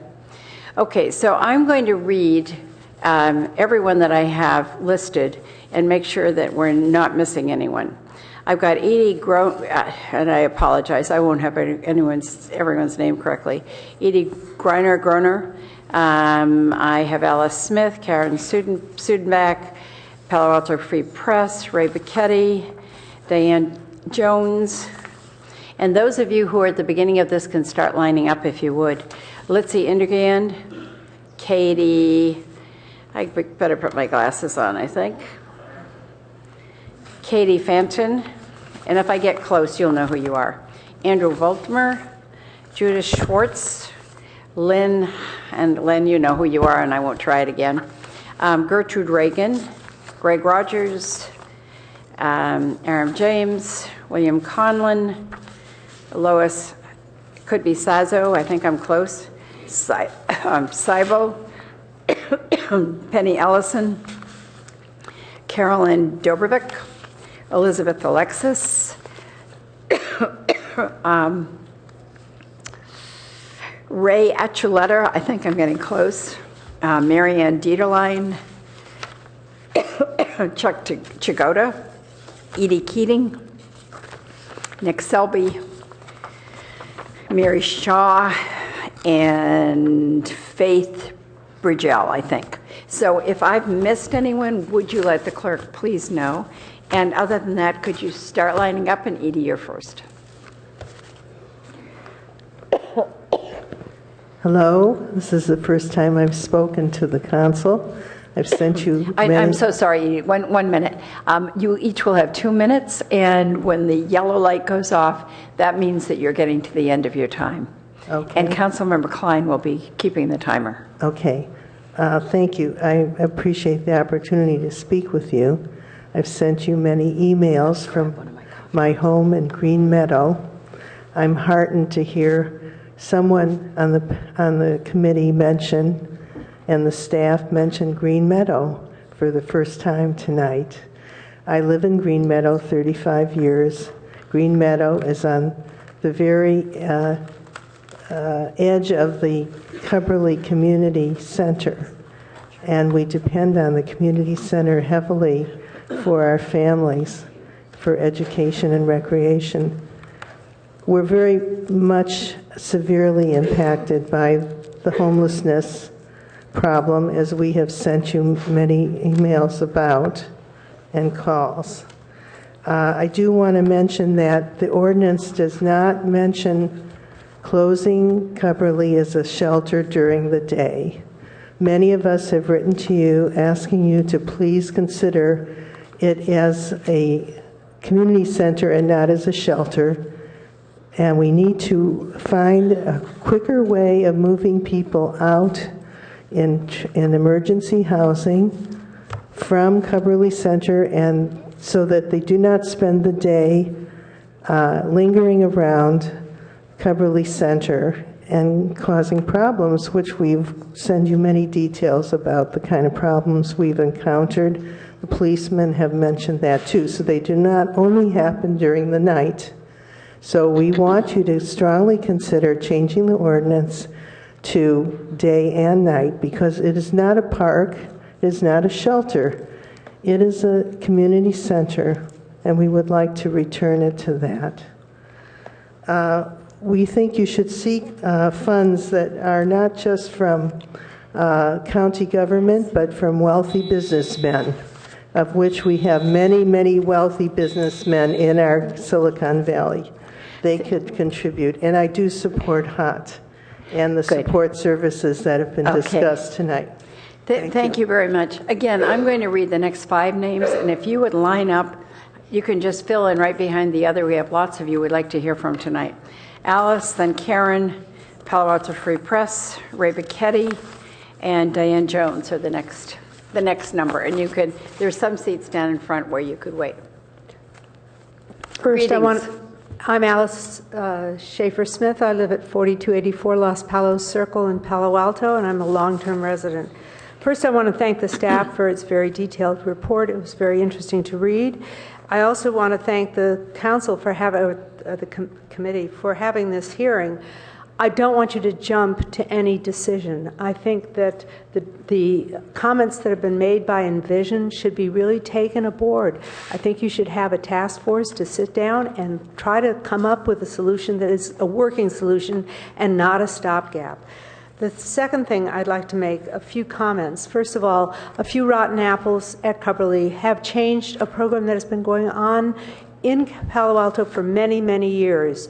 Many people, and I think if they had had some legal advice, they had prescriptive easements, have been living at library sites for more than 7 years, openly and notoriously, and safely and quietly. Then we have the new arrangements of closing these sites, and many people, I gather, have gone to Cubberley. I think what you need to do is actually look at the problem and come up with a solution that is not 4 of you sitting there saying, okay, suddenly we're going to spend $150,000 or whatever. I think this city has enough expertise to actually come up with a workable solution. And this public hearing tonight will not be it. And I certainly think you should not pass the ordinance that's on the agenda until you have a working solution. This is a stopgap, and it's not a good way of going. Thank you. Karen Sunback. Good evening. Thank you for giving your time to this important and difficult issue. I support limiting access to the community centers during the daylight hours only. However, I cannot support this homeless program at Cubberley. Recently, page 6 of this report outlines the creation of a homeless program at Cubberley, and we're not hearing that it will ever end. Just recently, I've been told that the custodians will not deal with the property belonging to the homeless. The first problem with this homeless program is that there's no schedule for vacating the homeless from Cubberley, and as long as they're allowed to keep their belongings there, it will remain the de facto homeless shelter. The second problem is, do we know who's there at Cubberley? Do any of these people have a violent past, or do we have any sex offenders? We don't know. An unsupervised homeless shelter with unregistered occupants that operates in a community center catering to children and families is not a good idea and should not be here. We need a community center that's a safe place for children. We need another place for the homeless. Thank you. Thank you. Palo Alto Free Press.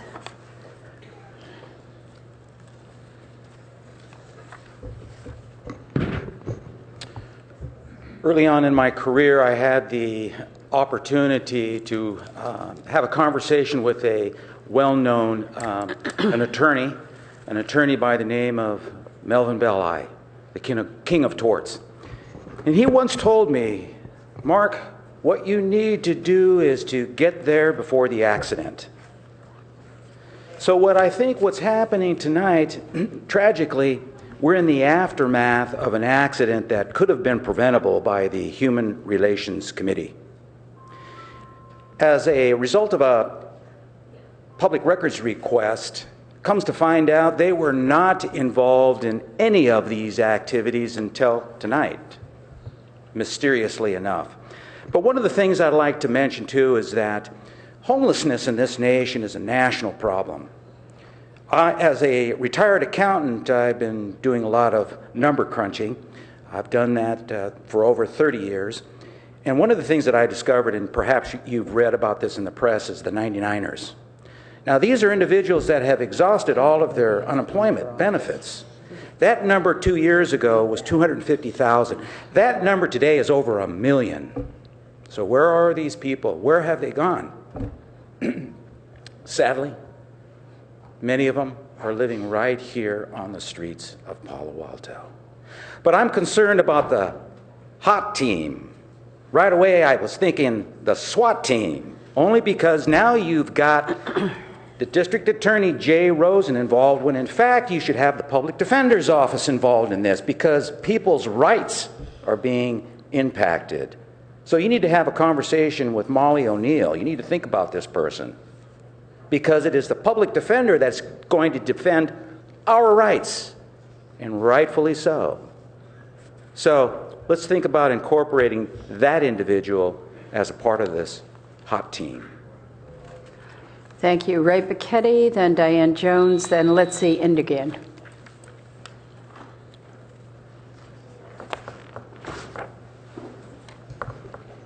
Don't worry, we're not marching on the committee. Thank you for this opportunity to speak. Thank you for warning us up front. Ray, there are people behind you. I'm Ray Bicchetti from the Community Working Group, joined up here by Chris Richardson from Downtown Street Team, Paul Taylor from Momentum for Mental Health, Pastor Paul Baines from Project We Hope, Eileen Richardson from Peninsula Healthcare Connection, and Mila Zelka from Envision Shelter Network, who is also a board member of the Palo Alto Housing Corporation. What we have to say is going to sort of formalize a lot of the discussions that have already gone on. We are pleased that the city is considering placing funds on the table in an effort to provide services to the homeless and those at risk of becoming homeless. The potential of resources and the staff recommendations are an excellent start, and we stand ready to assist and provide services and expertise as needed. In particular, we wish to work with city staff over the next 30 to 60 days to fully develop a plan and implementation strategy that can most effectively leverage such funds as may be made available.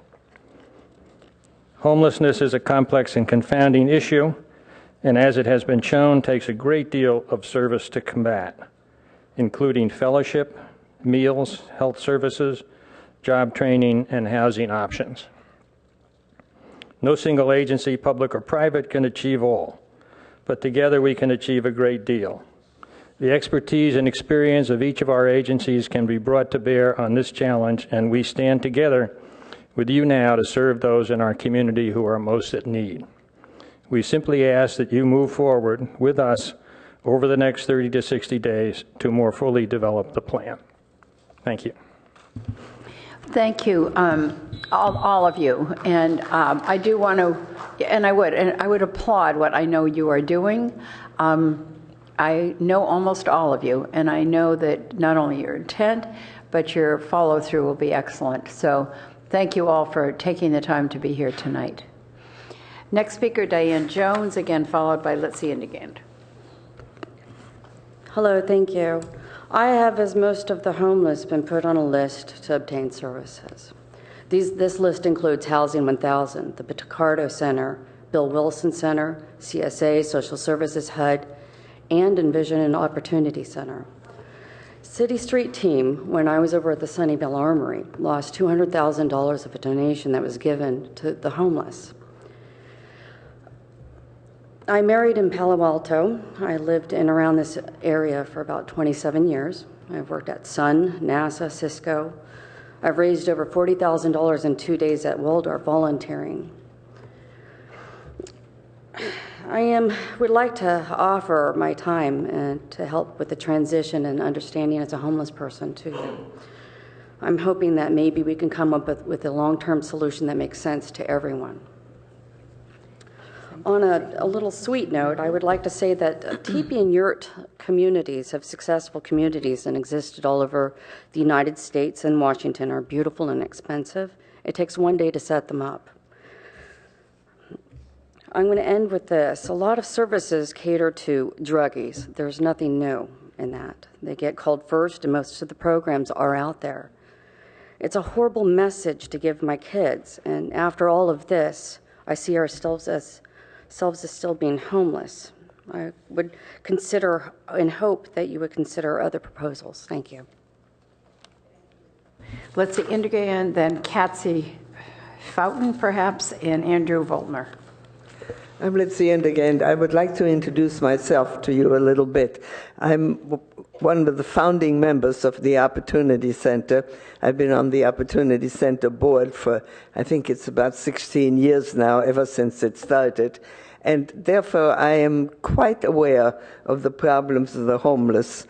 My one or two of the friends that I have conducted a survey of homelessness about 10 years ago, where they actually walked the streets of downtown Palo Alto at night and spoke to everyone they found sleeping on the street or in somebody's doorway.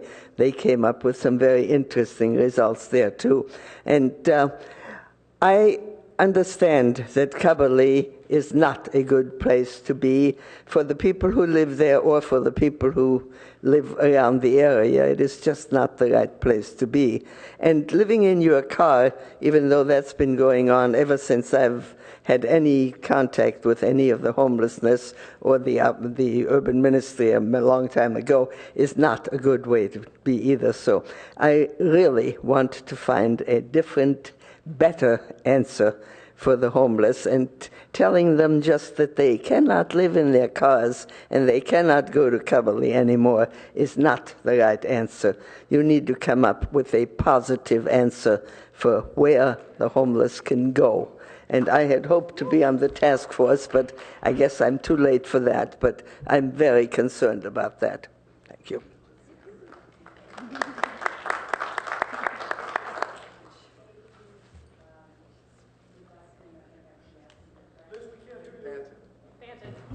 Banton, thank you. Again, and if Andrew Voltmer, Judith Schwartz, and Lynn Heidekoper would get close, that would be helpful. Hi, my name is Katie Fanton. I'm on staff with Vineyard Christian Fellowship of the Peninsula. I've had the chance to address you guys a couple of times in the last few weeks. Thank you for your hard work on this issue. I know it's been some long nights and a lot of work. And one thing I want to say, as a tenant of Cubberley, and we're there every Sunday morning, and I have significant relationships with a number of the homeless folks who live at Cubberley, both in their cars and in other places on the campus. And I know for them, it's not a simple issue. Some of them are ready and willing to look at other options. Some of them have been, in their words, kind of burned by the system and are really struggling to figure out what they can actually do. And while I'm tremendously supportive, I've met with Mila and Minka, and I feel like this is great. We're headed in a great direction. And I hope that the first two items in the proposal would be passed. I'm incredibly optimistic. I'm concerned about closing Cubberley before it's due. I realize, as a person who's been there a lot, there are some issues to be dealt with at Cubberley.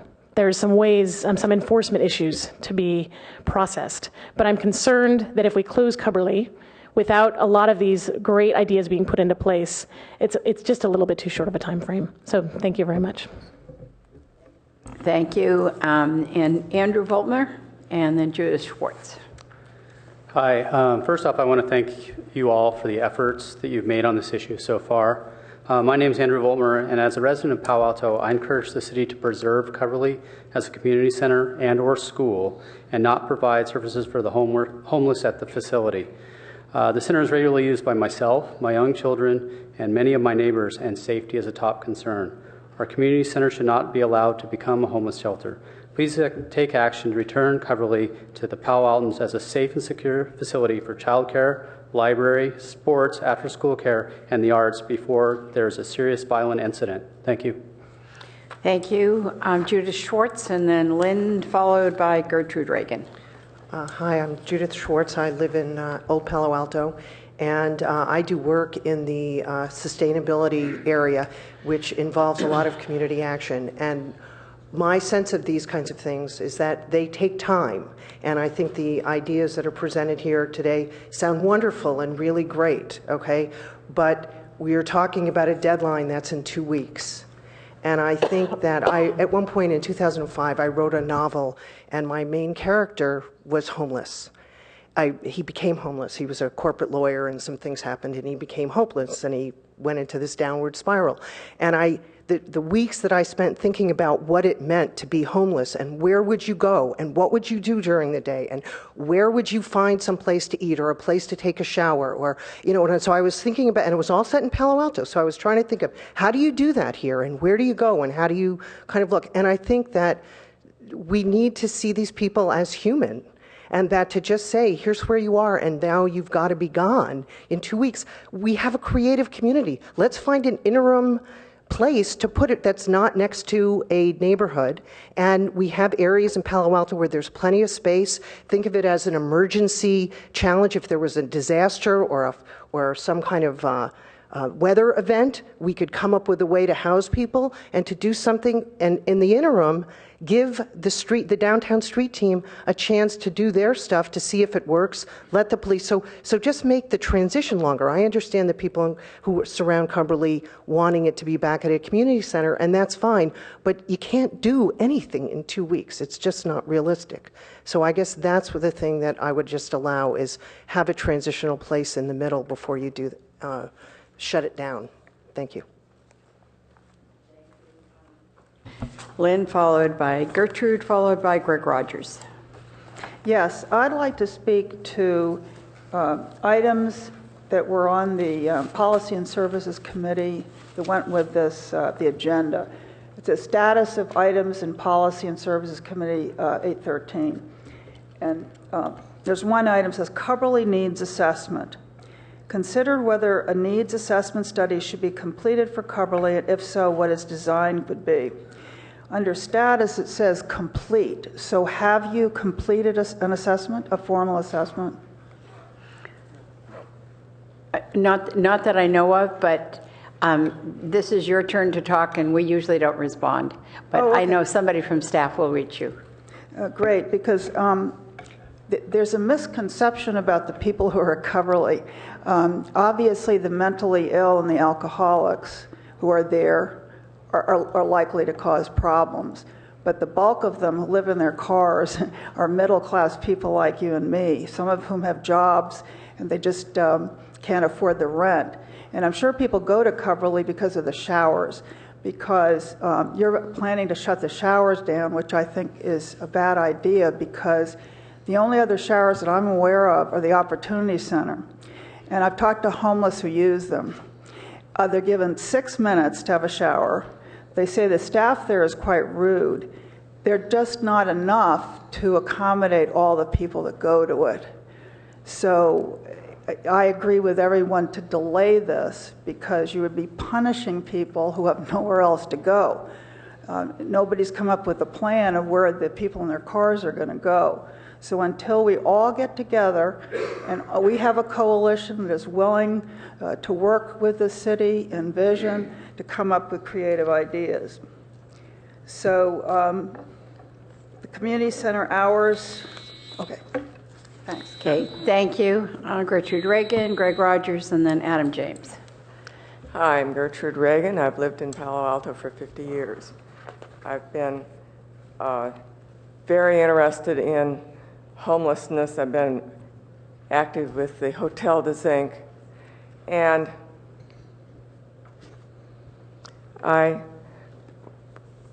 bridle at the comment that this does not criminalize living in your cars, because what happens is that you get a fine, and if you're unemployed or down in your luck, you cannot pay it, and then you get a bench warrant, and that sends you to court and then to county jail. So I'm very glad that we're having this discussion, and there are all of these proposals out here, and I do think something will come of them, but I do ask you to delay final passage of this bill and perhaps work out some kind of transition, as the previous speaker suggested.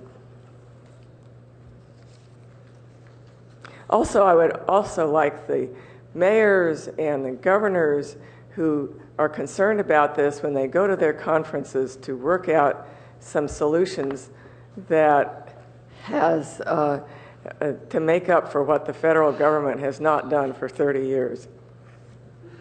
Thank you. Greg Rogers, and then Aaron James and William Conlon.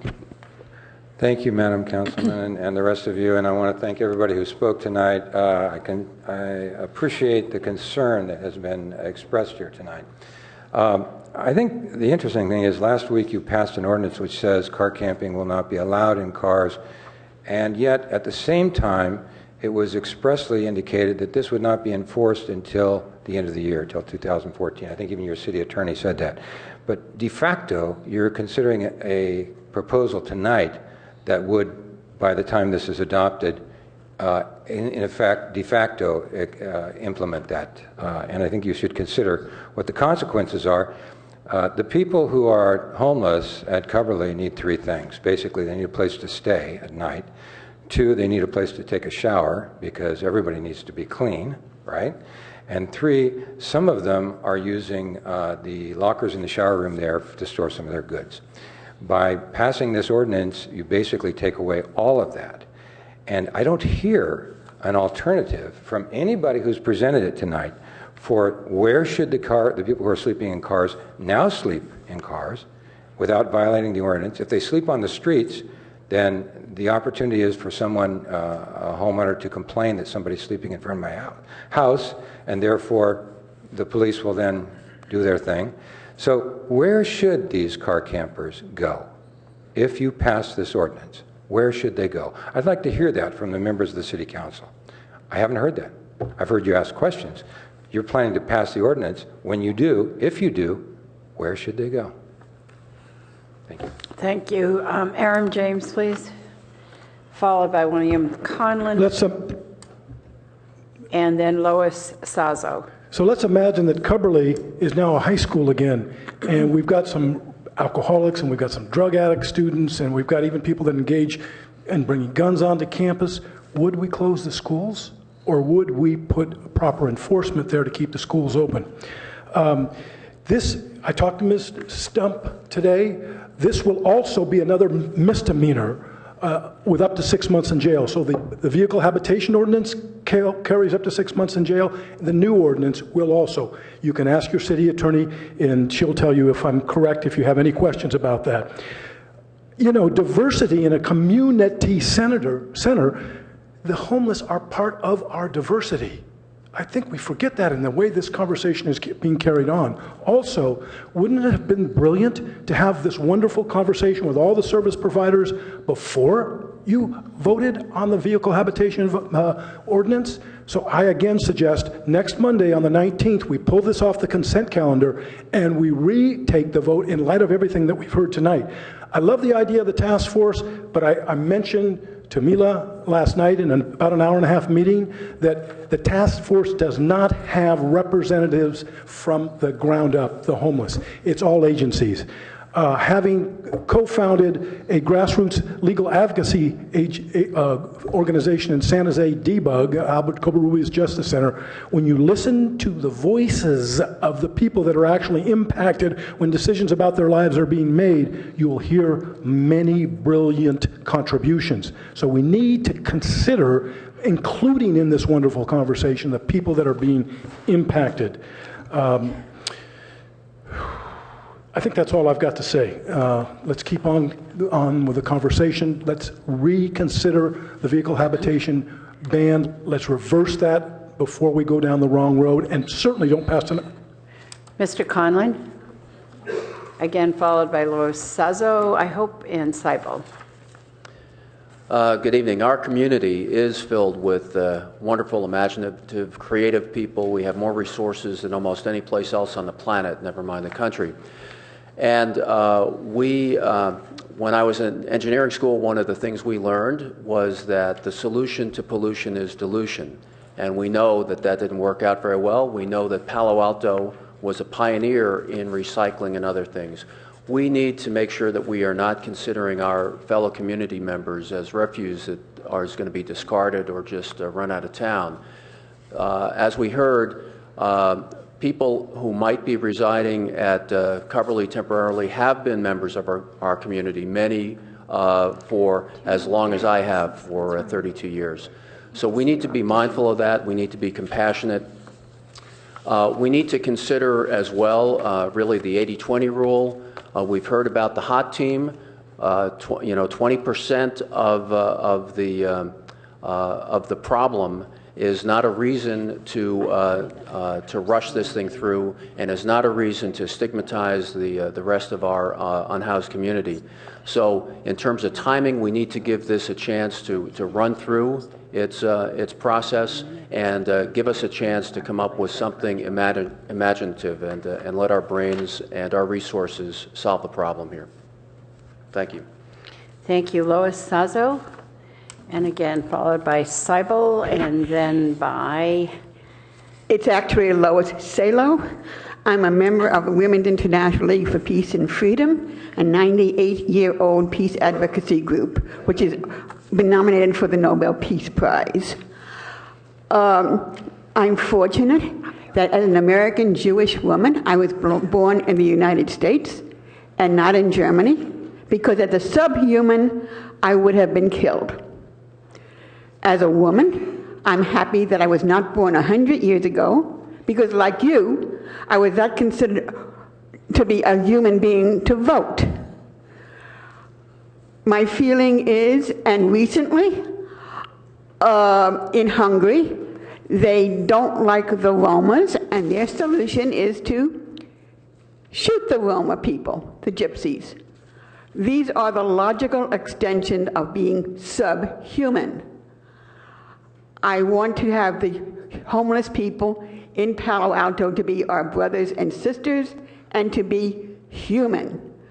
And as such, we can afford, with only 157 people, and of only 2 people of all of those who've committed any crimes at all, they deserve to have our best, put whatever money we can afford, complete with private money, to make these people's lives decent and have a decent life for our brothers and sisters. I want us to have to bring up the people from Santa Barbara who have some very good solutions that we could listen to before we take a final vote on what we're going to do with them. Thank you. Thank you. Our next speaker is Sybil, and she'll be followed by Penny Elson. Right, Seibel. Okay, so first off, I want to support Mila's position to include a cross-section of our community for the task force. And I really appreciate all the work that's been done. I know how much work it's been. So I have a question about, is there some feasibility to have our homeless park overnight in the veterans parking lot? It's a huge lot. It could be monitored if that was found necessary. I think there's a lot of services there at the Veterans Hospital. So bringing them in, this agency into the multi-agency task force might allow for even more resources and services to be forthcoming. Let's see. I appreciate Alice Smith's comments that the ban is a stopgap measure, and I have compassion for Coverly, that we need a safe community center and we need a place for the community to gather. So it may be necessary to patrol Coverly in the short term, but in the long term, after I trust these services will be in place, truly in place, not just on paper, that the $14,000 cost will be used for homeless services. It'll be much better spent.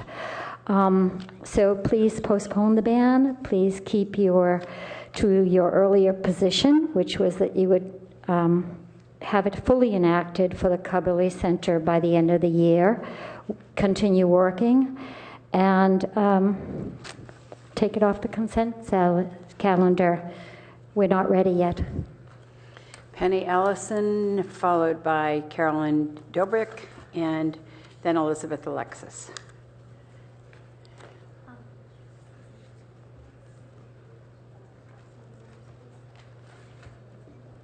I can give you this one when I'm done with it. Okay, thank you. Good evening, I'm Penny Olson. Thanks for this opportunity to speak. First of all, I want to say that I support the recommendation that Cubberley and other City of Palo Alto facilities be closed from 10:30 to sunrise. And I further request that the following actions be taken at Cubberley in addition to the closure of showers starting August 31st. And I've just given you a bullet point list. I don't want to go through all of them, but you have it in front of you now. Please restore Cubberley to its designated and approved use and the safe, healthy environment we all could count on as recently as 3 years ago. I'm hearing a lot of people say, give us more time, but 2 years ago, staff came to my neighborhood and talked to us about the increasing homeless problem at Cubberley, and we made a mistake. We were patient, and we said, you're right, the compassionate thing to do is take time, find the right solutions, and guess what? 2 years later, the population has more than doubled. And we're seeing assaults on the campus, syringes, meth. This is not appropriate activity for a community center that primarily serves children. I'm really happy to see the outreach amongst all these organizations. This is good. This is a new thing. I'm very happy to hear that a study is going to be done to look at kind of regionally across the county what cities are doing. I was really happy to hear what Mila said earlier about looking at what the comparative support that various cities in the area are providing so that we can have a better understanding of how well Palo Alto is doing and what our further obligations are. And also it will give us information that we need to advocate for help around the region. And I think that is important too. This is a regional problem that needs a regional solution, and it's not going to come quickly. Thank you. Thank you. Carolyn, and then Elizabeth Alexis. Good evening. From fall 2011 until last spring, I worked with other members of the Rail Corridor Task Force to create a long-range vision of land use. The need for public space, for schools, and recreational space was one of our key priorities. Cubberley is just outside our study area, but it is an essential part of that vision. As you all know, the south end of town has had a real bumper crop of population, particularly of children. We need all of the public space we now have to provide for this population increase. Cubberley in particular is valuable because there is no similar site to be purchased. You've heard many examples tonight of why the people who are using the facility now are not able to use it in the way that it has traditionally been assumed to be available for use. The needs of the unsheltered are very important, but we've heard many people explain why they're incompatible with the original use of the Cubberley Center, for which it needs to be retained. I support the proposed ordinance to limit the usage from 10:30 p.m. for both parks and community centers and theater spaces. I support the Envision and Downtown Street Team's concepts. They sound very exciting. Many people here are bringing good ideas to the table. It may be necessary to amend these so that the very legitimate concerns of the neighbors and the users of the community center, and particularly of the parents, can be addressed immediately. Something like a transitional center sounds like it could have real potential if someone can follow up on that. And there are very many people here, both sitting at that table and behind me, who I know can absolutely do those kinds of things. I read the 2013 Santa Clara report on homelessness, as I am sure you have. It clarifies what a complex population falls under this catch-all term. They require very different programs of support. I agree with the many people here who point out that Palo Alto and all cities can and should do something, but a regional solution is needed, and I hope you will continue on this path. Thank you. Elizabeth Alexis, Ray Archuleta, and then Marianne Dearling. Good evening, Council. First, I'd like to just endorse the comments of Carolyn and Penny. Coverly should have been closed a long time ago. I think all of us are understanding that there is a lot of room between criminalizing homelessness and what I'll just call permissiveness, which has kind of been, I think, the policy up to now, which actually creates a dangerous situation, not just for the neighbors, but actually for the homeless themselves. And I think, you know, those are the people who have actually suffered the most from what's been going on at Coverly. I would just point out two things, and I looked at all the parking programs across the country. Those have been successful and not so successful. They actually try not to provide amenities. I think it's seen that people living in their cars, it's supposed to be sort of the more self-sufficient of the homeless, not the ones with all the issues, and it should be a temporary state. So they're encouraged, even if there are showers at a site, they don't even get to use them. I mean, so you go, where do they shower? They just, no, they have a job. They can pay, they may not be able to pay for a Palo Alto house, but they can pay for the gym. They may have something available at work. They may have a friend who lives in the community. They are resourceful. So I think we're underestimating the resourcefulness of the homelessness. The other thing is, I would just, encourage you not to put this all on the neighbors, to turn us into this sort of us versus them, which is happening very quickly, which is why I think it is compelling that you must close Coverly now to homelessness, because this will just get worse, not better. And it should not be us versus them. This is something we all need to work on together. But you're turning into my neighborhood into crazy people. Thank you. Bye. Thank you. Ray Archuleta, followed by Marianne Dearling and Chuck Dakota.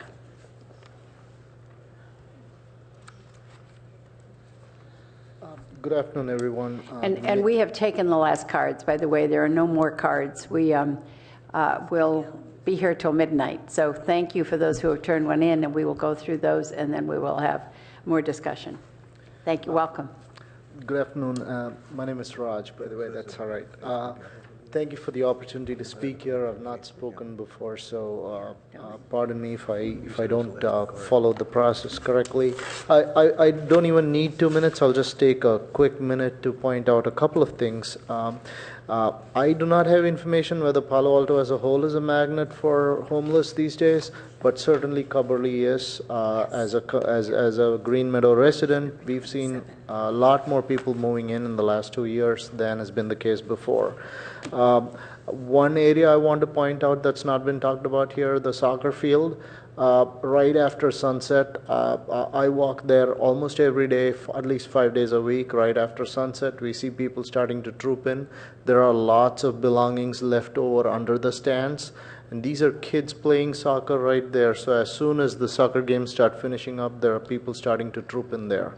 The one other point I want to make, I know you guys are working on proposals to restrict usage during the nighttime, and I applaud that, and I hope sincerely that everybody can work together to come up with a solution. But I just want to remind everyone that schools are opening in 2 days. Daytime usage has to be carefully monitored too. There's going to be about 1,000 kids within a block of Coverly. Thank you. Thank you. Marianne Dearline, Chuck Dakota, and then Edie Keating. Hi, good evening. I've sent a number of emails and gotten responses from you listing a lot of the things that we're seeing as neighbors who use it daily in the daytime. I'm concerned about Coverly being open and available to homeless with their possessions in and out of cars during the daytime as well as the nighttime. Most everything I've reported has happened between, let's say 8 in the morning and at dark. And I just want to enforce what we've said about what is Coverly there for. And there are, I'm sure, up to thousands of people there per week. Children, students, seniors, families with children, going around the community through the walkways, the public pathways. And we're very concerned about whose responsibility it is to clean up after the homeless that are there. I know Penny has written some information about locking dumpsters. We're finding all sorts of stuff stashed everywhere, and we're very concerned about the health hazard. And the daytime hours are, I think, as troubling as a lot of the night activity. I do support some of the initiatives that have been here tonight, presented tonight, And we certainly need to move toward that and expand funding for Hotel de Zinc and some of these other options. But Coverly just cannot continue to function as a de facto homeless shelter. I know that individually these people need to be moved one by one, and it will take some time, but we've been patient a long time and have seen a huge leap in daily activity, criminal behavior-wise, et cetera, and we just ask you to move swiftly and all of you as a team and as a city council to help us, and to be reminded what that center serves, who that center serves in the community. Thank you. Edie Keating, followed by, sorry, Chuck is next, then Edie Keating, followed by Nick Selby. Good evening, members of the City Council. There are so many things to comment on. One I'd like to make mention of is Jim Keene's insight that Coverly is a de facto homeless shelter, as if that's a bad thing. It's not a bad thing. Sheltering your fellow human beings is a good thing. It would be a better thing if Palo Alto had an adequate shelter system, but it doesn't, as a number of people have pointed out. So the fact that you can get some shelter out of Coverly is really a good idea. Syringes at Coverly, I like, or not, I don't like, it's prejudice, it's profiling, it's jumping to conclusions. Everybody assumes if there are syringes, they must be homeless people's syringes. Not necessarily. I'll tell you a brief, true story. A friend of mine who lives there in his vehicle, a lady was throwing diapers away. She had children and she changed their diapers and she's throwing them on the ground at Coverly. And because he lives there, he's lived in his vehicle there for quite a while, has some pride. And he went over and said, you know, you shouldn't do that. You should pick those up. And she said, you're homeless. Why? I live in San Jose. I don't care about this. What people don't always realize is that Coverly is a resource, not just for Palo Alto, but for the region. People come there from all over. People who are homeless campers there clean up after other people. You assume that it's the community cleaning up after the homeless people. Not necessarily. The people who are there living in vehicles do take pride and they do clean up the mess that's left behind by the community. Homeless people have about 4 times the mortality rate of non-homeless people, and you want to take away showers and take away shelter, providing nothing? Thank you for coming. Edie Keating, Nick Selby, and Mary Shaw. Hello. One of the things you could, overall, I can understand the reasons you might move quickly to want to enact this ordinance for Coverly to limit the community center hours. But one of the questions you might ask is, will that impede the work of the HOT team by dispersing people? I don't know the answer. You might want to ask that. I'm sure all of us want the homeless to become housed. In passing the ban a week ago, you voted to penalize homeless individuals who are closer to reattaining housing, those who have vehicles. As mentioned in the street team report, the homeless with cars include individuals have jobs. Where can they sleep? Where can they shower? These are regional questions that should be answered. The answer does not need to be Coverly. The answer should not be only one city. The city of Santa Barbara has a prohibition on car dwelling, but it also has a distributed safe parking program. It screens its participants. Hotel de Zinc screens its participants. They do not send our churches any of the people who are going to be the focus of the HOT team. They send us highly functioning people, the other 80%. If we say that there are 160 people who are homeless and 32%, 20% are going to be served by the HOT team, what of the other 148? I want you to address Pat Burt's suggestion to look at a multi-city car parking program. Because if you have such a wonderful program that this working group is going to put together for Palo Alto, are you going to make Palo Alto a magnet and then cause this problem all over again and have to evict your own successful program so that, again, Palo Alto is not a magnet? I really look to you guys to reach out to other cities. You have the connections to do that. You can instruct the working group to reach out to other cities, because I think we do want to serve those other 148 people, and we want to serve them in more than one city. Thank you. Thank you.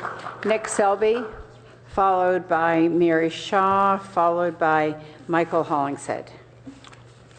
Hi, good evening. Thank you very much for having this discussion and for taking the time to consider the problems of those who are unfortunate and do not have shelter. I would like to support the call of the Envision Shelter Network for a multi-agency, multi-service provider partnership and dialogue. It's interesting that Mila seemed to step back from saying, yes, give us the money, yes, adopt this hot team approach.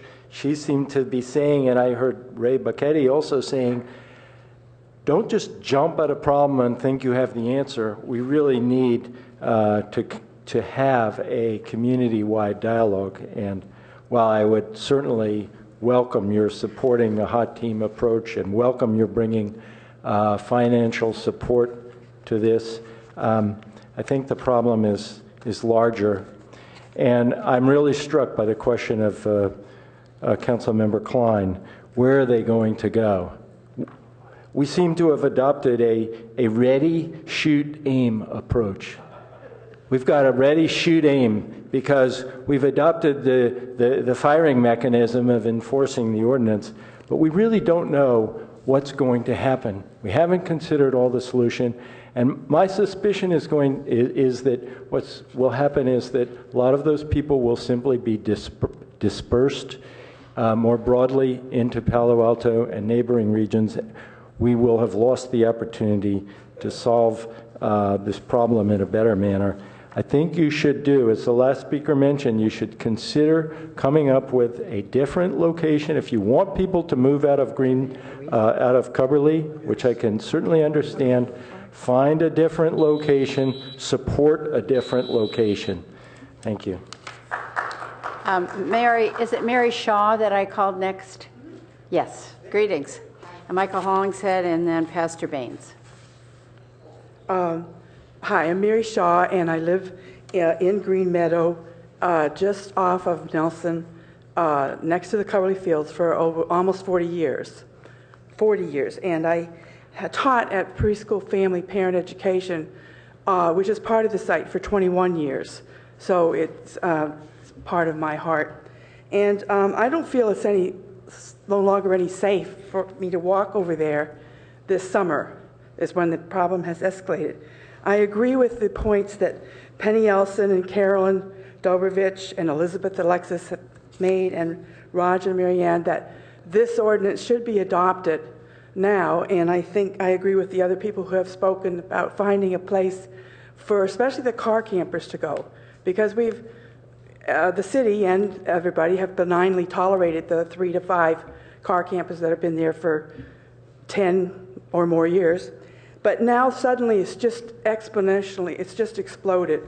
And my concern, and I think the people who have caused the problem, are the carless homeless living in the halls and corridors of Cubberley and creating unsafe, unsanitary, and very unpredictable conditions. And like I said, I don't feel safe walking over there, and I feel like I'm being intimidated, and my life is being very impacted by what's going on very close to my home. Thank you. Thank you. Michael Hollingshead, Pastor Baines, and then Paul Mitchell. I'm going to read the last ones. Barbara Goodwin, and we end with Stephanie Munoz. Hi, I'm a case manager at the Envision Shelter Network Opportunity Center. And Liz, you and I go back a long ways. I'm former chaplain and case manager at the Urban Ministry of Palo Alto. So nice to see you again. Nice to see you. Thank you. I'm speaking actually on the recommendation of Dr. Greenberg. I'm regularly in contact with fellow social workers at Stanford Hospital. And I wanted to address the question that you had, Karen, about our contact and their involvement with us around these issues. in several conversations that I've had with some of their social workers recently, I found out that Stanford Hospital actually wants to become a more collaborative partner. And so we've had conversations about that. One of their social workers came to the Palo Alto Homelessness Coalition meeting recently, and then their director of social work came and met with me today. Philip was with somebody from the board, I think. And so I gave him a tour of the place and also had the opportunity to talk about Hot Team and a little bit about our collaboration. And so they're very, very interested in becoming involved in this, including when they have a lot of frequent flyers come through the emergency room, that they'll make contact with PHC, which is on our site, the clinic, to do follow-up and things like that. So I just wanted you to be aware of that. The other is for the gentleman from the Palo Alto Free Press. We actually have involved the Public Defender's Office with the Palo Alto Homelessness Coalition, and we meet in his office. Thank you. Thank you very much. Paul, I know you're here, and then followed by Paul Mitchell, Barbara Goodwin, and Stephanie Munoz. 5 things. 1, I live in Palo Alto. I went to Carberly in the 80s. Can't tell by how young I look, I know. You're going to have to grab the mic. Okay. Yeah. I live in Palo Alto. I went to Carberly in the 80s. There's 5 things. The Palo Alto Police Department called me regarding the homeless, and my wife and I founded Project We Hope over in East Palo Alto, where we have showers that were newly built by Habitat for Humanity, as well as Rebuilding Together. We just opened them up 2 weeks ago, and so that is a possible solution to your shower problem here in Palo Alto at Carberly. We also have people that, because the police department did call me, that we've taken from Carberly and put them in the We Hope shelter in East Palo Alto. So if you don't mind coming across county lines and supporting us, we have part of your solution, I believe. So just wanted to say that. So, Paul, could we just ask you a couple of questions about that? Because could you give us the location? I know it sounds like we're getting kind of more particular, but if you can tell us where it is. It's 1858 Bay Road, right across the street from College Track. So if you go down University, make a right where McDonald's is, and go up a block, 2 blocks, we'll be on the right-hand side in People's Plaza.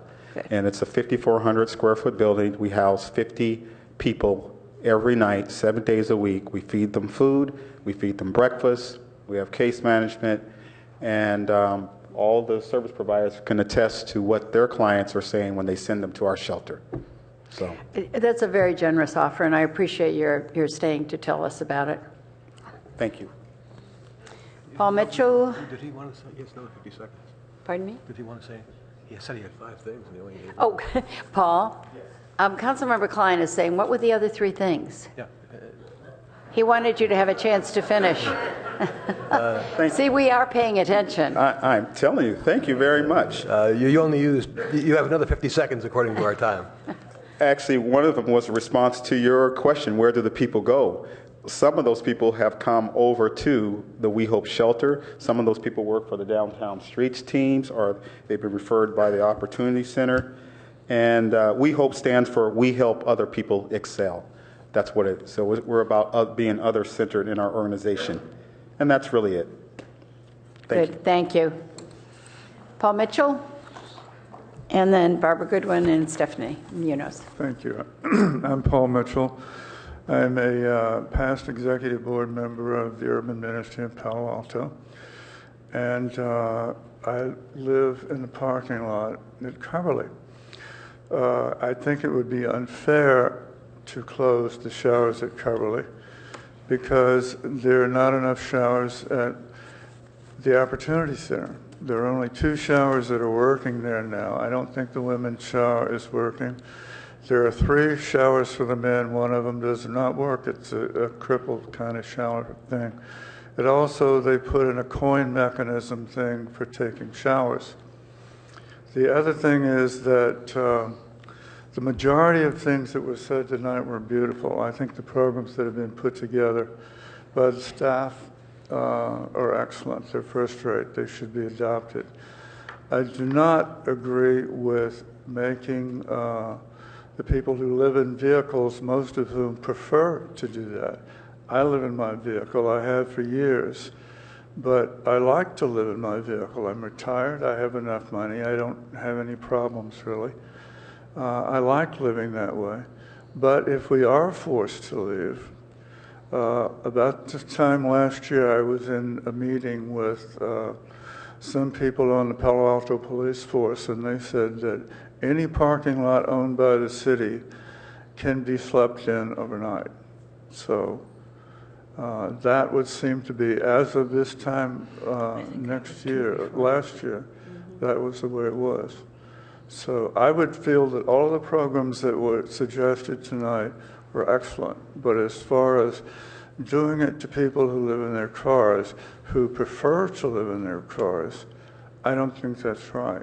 And I think that to say that Cumberland is an evil place is not true. I've lived there for 5 years, and I'm not aware of very many things that have happened that were wrong. Maybe a handful in 5 years. Thank you for coming. Thank you. Barbara Goodwin. Hello, hello. I'm Barbara Goodwin. This is really off-the-wall stuff, but I heard about the hot team, and this is my take on the hot team. It would seem that the big bad guys and gals would be receiving the lion's share of the resources. I mean, there's big bucks being spent for these big bad guys. So if I were homeless and of a quiet demeanor, I might be tempted to jump the fence and become one of those big bad people so I could be a recipient of the governmental largeness. That's my off-the-wall take.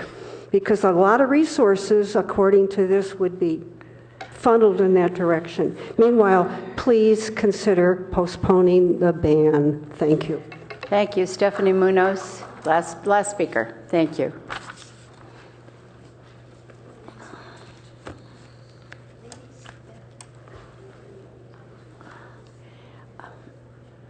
I think we've asked sufficient questions and insufficient answers, and I'm going to entertain a motion right away. Yes, good evening, council members. I'm Stephanie Munoz, as you know. First of all, I'd like to speak for myself, and I believe for everybody else who has spoken here. All the people who are against closing showers are not against the rights of the neighbors to have a peaceful, harmonious, and beautiful neighborhood. They asked you to take the parking off their streets, and you could have done it. You showed last night you were going to take parking off the streets just because it was, well, just because. And I think you should have done that. I think you could do that now. Take the parking out of the neighborhood streets. I believe that for Cubberley, what you need, you should see it as a temporary solution only because there is nothing else. But only for that reason, and it should last another week or another 3 days or another day if you can line up another place to send these people. It should be regulated. There should be regular police patrolling. You should everybody who goes into that parking lot after 5 o'clock at night should be registered, identified, show identification. They should also, if they wish to be hired as monitors, have some reference from someone in the community or some other community, and that would attest to the fact that they are reliable people. They should be the monitors to see who comes in and who goes out, and who leaves litter and must be made to pick it up or pick it up themselves. You need to organize this as if you cared about it. You need to organize it in a parental way. This is the point at which the civil authority becomes apparent, telling people what to do. You want them to take showers. You want them to get back into society. And you don't want cholera, Liz. You want hygiene. You want to get them together, supervise them, and put them back in their way. Thank you, Stephanie. That brings us to the end of our tonight, and we're bringing it back to us as a committee. But before I do, I'm looking down at the staff and wondering if there's anything you want to add to this before we come to what is the recommendation tonight. Greg? I wanted to thank both Pastor Baines from We Hope Shelter and Michael from the Opportunity Center. A little bit of clarification on the shower situation, because it seems like there's a little confusion about how many showers are available at the Opportunity Center. Rob was there today, had a chance to see the women's showers with 2 showers there, and the men side have 3 showers that are operational in addition to the ones at the We Hope. And maybe Rob would like to speak a little bit more about some of the facilities that he saw today at the Opportunity Center. Well, I would just like to add that I think they're doing an outstanding job at the Opportunity Center. Not only does it have shower programs for both men and women and a drop-in center for individuals, they also have a specific drop-in center for families. They have lockers for storage. They have health care, primary care support right there on site, as well as case management on site. I think that I was really impressed with the work that Envision Shelter Network are doing, and I know they partner closely with Downtown Streets team to run the programs that they do. And the people that are at Cumberland, I think, can get great value from going to the Opportunity Center, which is an excellent program. And they also offer mental health services as well, as I recall. They do indeed. And just to clarify in terms of the 2-week closure, that really relates to the Cumberland showers only, to close those showers. And like we said earlier, there are other opportunities for showers, not only at the Opportunity Center, but we also just heard from Pastor Baines at We Hope as well. So thank you. Are you assistant or associate? What do we actually call you officially, Pam? Pam. Good. Assistant City Manager, Pam Antel. So a couple of things. I just want to say, obviously, as you can tell from our staff, that there's been an incredible amount of working together between these fine folks in CSD with our partners out in the community, as well as the police department, legal department, et cetera. And I think one thing that we haven't stated very clearly, but you've learned from everything that's been said, these folks here to my right are absolutely incredible and very, very compassionate to this community. But sadly, we admit to ourselves that we are not qualified, nor are we experts in being able to run any type of shelter.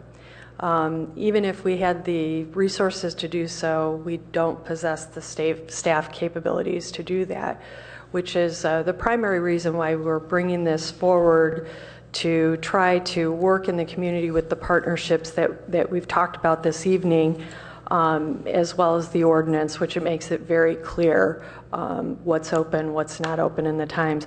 For clarification purposes, I did want to say, for clarification and completeness, the ordinance really should include the plazas around City Hall, and we would like to be able to add that. If you consider that this evening, that's what we would be adding to bring forward to the full City Council. Thank you. Looking down to see if there are any other comments. If not, okay, a question, and then I know that Councilmember Holman has a motion. I'm not clear as to whether staff fully supports the HOT program, because I hear Mila saying something else. And somebody referred to that, one of the speakers from the public. So I'm not clear as to whether that's the staff recommendation, that go for the HOT program immediately, or to wait till we have the task force's recommendation as to how we might spend $150,000 or something else. So I would just, in 25 words or less, like to hear the, not literally. I think the conversation, Councilmember Klein, is sort of evolving. We began with Envision Network and some of the other partners, and the HOT team was the first thing that took traction. But since that time and since the staff report was completed, the partners have met further and have talked further. And my understanding is they would like a little more time to work up a recommendation that maybe includes the HOT team, but maybe includes a little more than that even. That's what I am hearing from them. So some of that actually was a little bit new to us this evening, actually. Well, I'm sorry, I've got to follow up on that. What are you recommending with regard to item number 1 on page 6?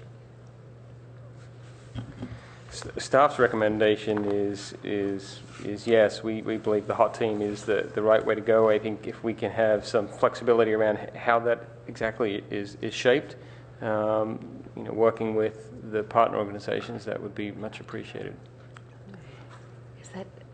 I'm sorry, did I not get your question? It was hard to understand the answer. Was it yes? Yes. Okay, I think we just needed a yes. Yes to what? It says a creation of a.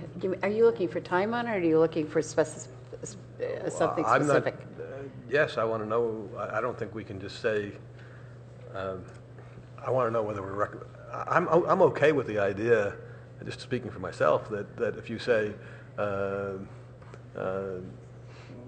recommend the recommendations to council to authorize to spend up to $150,000 on a program to be determined by staff subject to approval by the full council, I could live with that. That's correct. That would be true. That's exactly what we meant to say. We're reading our minds. Okay. We promise to have that fully fleshed out by. I'm sorry? We will have more details around that when we bring forward to council. Okay, thank you. Okay, Councilmember Holman. Yes, I do have a couple of questions. So the cost to increase police presence, let's say from 6 to 6 in the next 30 days, is there an idea of what that might cost? There's been increased presence there of late. What would it cost to increase it for 6 to 6 p.m. to a.m. for 30 days, let's say? That would double what we're doing now, so it'd be $28,000 a month. So 28. So it'd be $56,000. Yes. Okay. Can I mention one thing though, from a resource standpoint? Sure. As you're all aware, we've suffered some shortages in the police department over the previous years, and while we've hired a number of people recently, they're still not fully trained. So essentially for working personnel, we're still in a shortage. We're having difficulty filling the amount of overtime we have in the department now. Going into this time of the year where we have Stanford football games, other special events, paying for it's only one half of the equation. Staffing it overnight for that full 12 hours may be an issue. You said maybe. I don't know whose light is on. It's hard to say what I can get the officers to sign up for with all the other overtime and their normal shifts. We can certainly attempt to fill it, but just with like any other overtime, we may not be able to fill it all. Okay. Actually, I think that may be my. No, I'm going to go ahead and make the motion, and then we will. We'll see where we go from here. And I don't know if the city clerk's intending on capturing this, but it is a fairly lengthy motion because it has a lot of parts to it. So, and the motion is ask for some immediate action and some near-term action with a plan to come back with longer-term actions. So, the part of the immediate action is, and bear with me because there are, like I say, a few parts to this. Refer this matter to the Human Relations Commission. Ray Bicchetti is, well, I'll just make comments later. Refer this matter to the Human Relations Commission. Charge the HRC and relevant city staff to identify a structured proposal within a 30-day time frame with potential funding sources and a request for funding to address homeless issues discussed this evening. Am I going at a pace you can capture, Beth? City Clerk, am I going at a pace you can capture?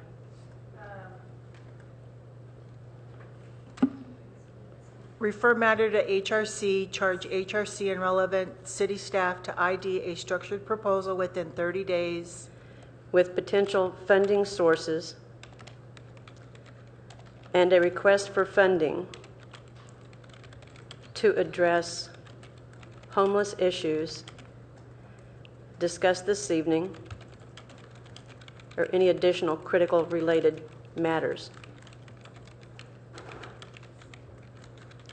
Such a structured proposal would include relevant organizations, related programs, and responsibilities, relevant funding, and a means to measure success. Such a proposal will not be the final word, but intended to get us onto solid near-term footing toward solutions.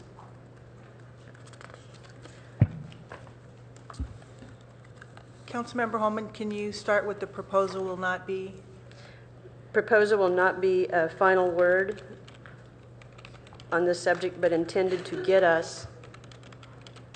the city, I should say, on solid near-term footing towards solutions.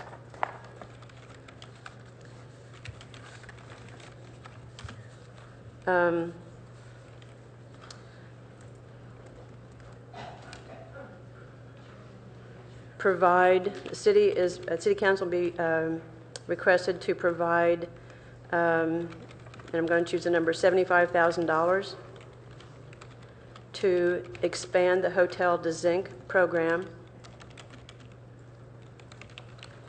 continue downtown streets teamwork,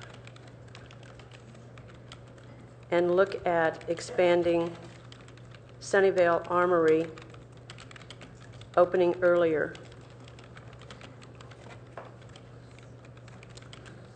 And I'm getting towards the end here. Oh, and I actually do have a couple of questions about this part. And these come from the communication from a member of the public, Penny Elson, is direct staff to turn off Wi-Fi at library closing time until opening time the following day.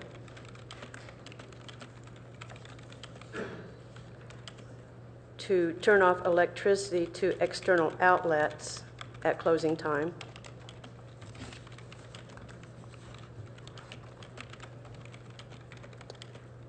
Direct staff to provide tokens. I'm not going to get into the specifics of this, but provide alternative access to showers for people. A question I actually have of staff that I'll follow up with is about discarding belongings. Direct staff to lock the dumpsters in non-work hours.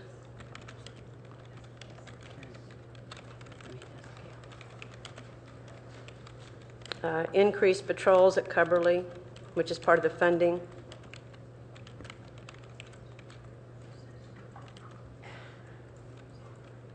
And two that I'll add on here that I actually have a question about. One is to tow unregistered vehicles and discarding belongings that are unattended. So I said it's a multi-part and long motion. So I'm looking for a second to that motion. So I don't hear a second to your motion, Councilmember Holman. And Councilmember Klein asked to introduce something as well.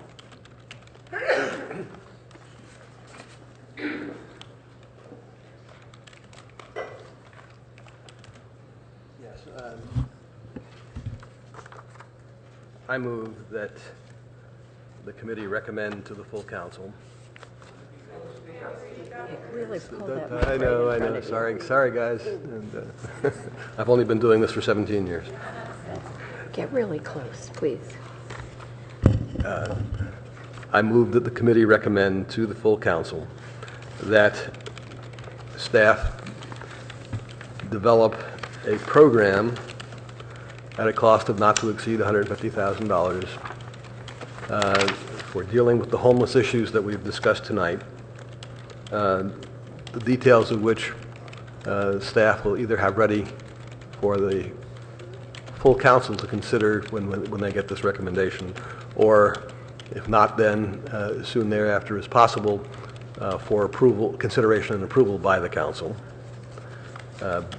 B, that we recommend the staff recommendation number 2 on page 7, dealing with the working with the county on housing subsidies. And 3, that we recommend to the council the ordinance which is attached as attachment A, which is to set the hours of closure for Cubberley and the other community centers that we have in the community.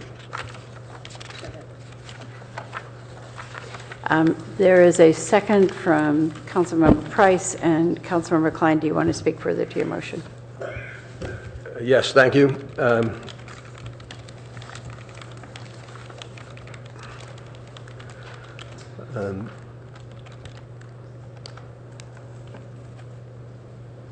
The homeless, in my view, have the same rights as other citizens.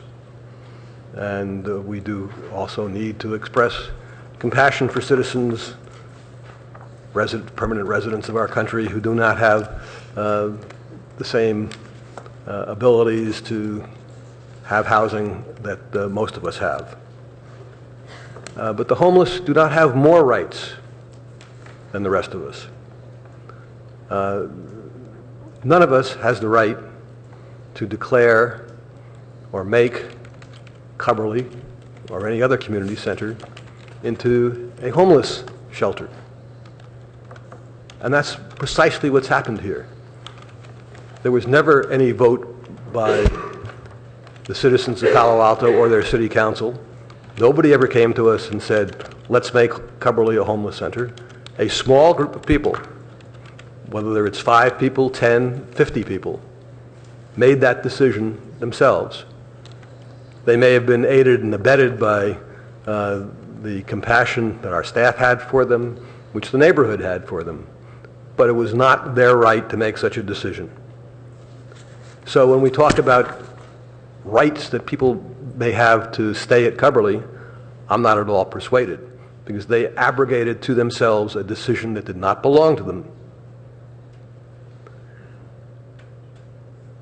I am concerned about the homeless. I'm concerned about how we deal with them. That's why I asked my questions about where are they going to go next.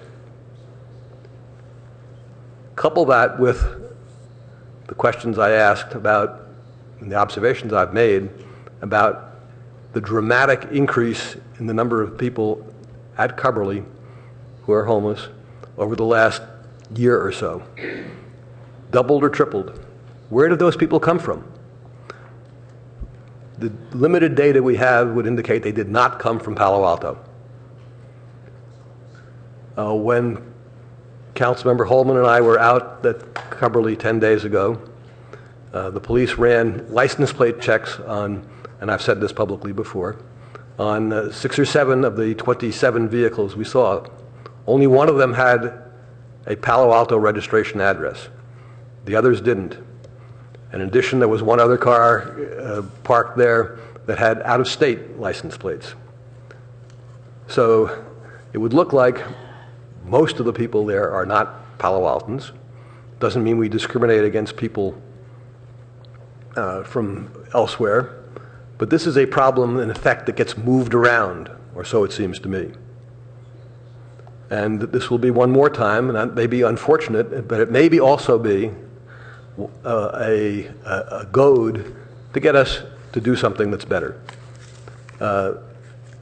By us, I mean us regionally, not us Palo Altans, because this is a problem that is not solvable by Palo Alto unless we decide to take on the burden of the entire area, which I think would be didn't make any sense.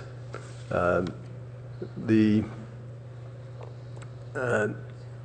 solution is going to be difficult, but I think by changing Cubberley back to what it was designed to be, what it has been for the last 25 years, a community center, I think will force people to move more swiftly, to find some better solution. We sort of tried 2 years ago to say, hey, we got a problem, let's try to find a solution. That went absolutely nowhere. And people, the faith community says the staff is wrong, the staff says, gee, the faith community didn't step up. I'm not interested in playing a blame game. I think that we need to move forward from where we are in 2013 and see if we can't find a solution, and the solution will involve not just the city of Palo Alto, our faith community, other interested citizens, but also the county of Santa Clara, other communities in this area, and maybe in San Mateo County as well, as we've heard tonight. This is something that involves us all. It's not just one city that's in question. So those are reasons why I support the motion I've made. I do want to take just a few minutes to respond to a few items that were mentioned by some of the citizens who spoke. A number said, oh, why don't we delay things? Well, I think I've sort of spoken to that. One, my concern about delaying things is this was I think, an imposition on the neighborhood, and I think that it was really done in a way that wasn't intended, or it was never a policy of the city, and I don't think that makes sense to delay things, particularly since this is such a difficult problem. The delay, I think, might be, 1 year, 2 years, 10 years. America as a country has not come up with good solutions for the homeless yet, and I don't think that we have a right to continue to impose this unwarranted obligation on the Green Meadow neighborhood until we find a solution that is very, very difficult to find. A very minor question. One citizen referred to, and I think the woman who lives in Menlo Park, asked about the Cubberley Needs Assessment. Very different, the words sound similar, but the needs assessment there refers to something that we're working on with regard to our school district and our negotiations for an additional lease and what other community activities might or might not be needed at Cubberley, dance, theater, sports, really irrelevant to what we've been talking about here.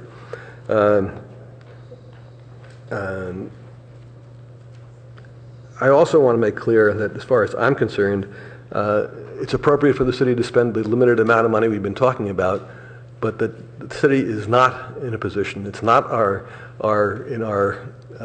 what we're supposed to be doing for us to spend lots of money on this issue.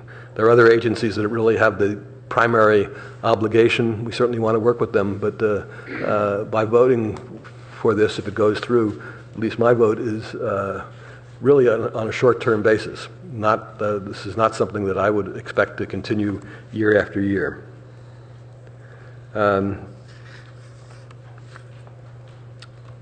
Timetable. I think it would be useful just for the staff to go through with us what the timetable would be, but I'll say what I think it is.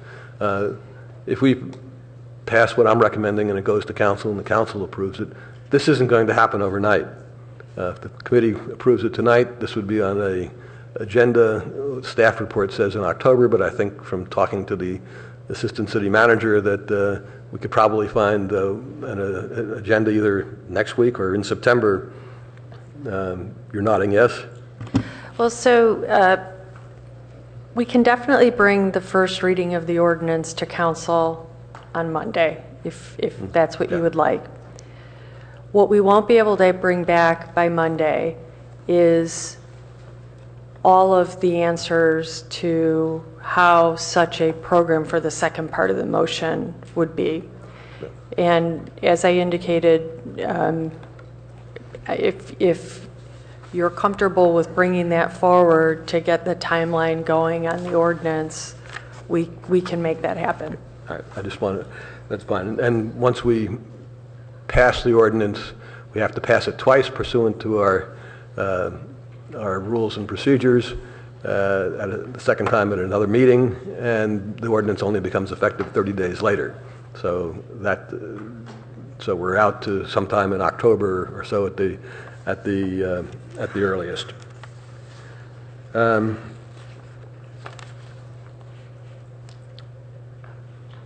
I think I will stop there, Madam Chair. Councilmember Klein, could I just ask a clarification? You said for the not to exceed 150 short term. So is your intent that that 150 would be a one-time expense? Yes, that was my intent. And you still included Coverly for the 31st, right? You still included Coverly for August 31st. August 31st. Oh, no, that's not part of the motion. The showers is staff action. Okay, that's, I think it might be worth your commenting on that, even if it's not part of the motion.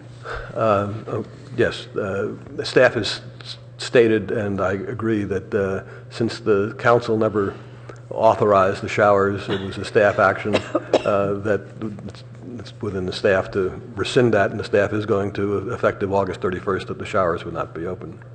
Yes, that is understood, that we're on a timeline to close the showers as of August the 31st. And that pause, I knew I had one more thing to say. A couple of the Green Meadow citizens have suggested a number of things which I'm deliberately not including in the motion, but even though I agree with most of them become automatically effective if we pass the ordinance. If Coverly is no longer available, then you don't have to worry about staff turning off the electricity and turning off the Wi-Fi, though I think those are very good ideas. I don't like to see us get down to that level unless we really have to. The same thing with regard to locking the dumpsters, certainly agree with that. Same thing with regarding the towing the unregistered vehicles. But there's one other issue that I did want to address, and that is two things that go hand in hand. One is that some members of the public addressed concern about what goes on in the daylight hours at Coverly. And I have to perhaps disappoint those by saying I don't think that this is an appropriate thing for the council to do. As I started out by saying, homeless people are citizens, and all of us are entitled to be on the Coverly campus.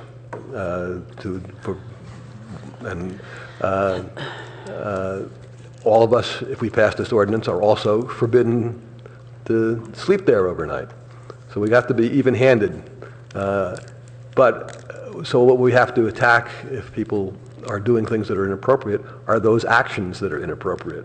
If people are leaving their garbage, their who knows what around the campus, that's what our police have to prevent or to enforce the laws on there. I don't think we can say, and we shouldn't say, that some group of people can't be on campus when everybody else can. Councilmember Price, do you want to speak to your second? Yes, thank you. I concur. I largely concur with a lot of the comments made by my colleague, Councilmember Klein. From my perspective, I see that this is really, all of the issues related to homelessness clearly are complex, but I see it as a public health, safety, and welfare issue, not only for the individuals that are homeless, but for the members of the community that use Coverly, etc. And I think a lot of people have been very articulate about that. And I think that it is really critical that we come up with new ways to leverage limited funding that we have. As has been pointed out many times, we are not a direct service provider for the most part. And we really, really must work and need to work in a strategic way with the experts and the community-based service providers. As it relates to physical well-being, as it relates to mental health well-being for all of the individuals involved in this and who experience homelessness. I think that the proposal before us is a good one. It's really more at the conceptual level, but it does provide opportunities to develop a more sophisticated set of action items and strategies related to strategic planning that we talked about, which I think is really, really critical. I feel there's a sense of urgency to deal with this issue, and I also recognize that who are we to think that this is solvable by the City of Palo Alto and community partners. I mean, honestly, it is much, much more difficult than that. But I think if we continue to study this issue, frankly, we are often accused of studying things ad nauseum and not taking enough action and being strategic about it. I think this will allow us and the homelessness working group and the HOT teams to really show the best of who we are as compassionate and caring human beings. We need to work together. We cannot look at this as a kind of a splintered approach. That has been the issue at the local, regional, state, and national level for many, many, many decades. One of the things this has shown me is I feel like I've had a crash course on the issues of homelessness over the last 2 years, which I really do deeply appreciate. I always felt I was, reasonably aware, but clearly I wasn't. And I really feel that these kinds of discussions are really, really critical. So I think this is an opportunity for us to move forward.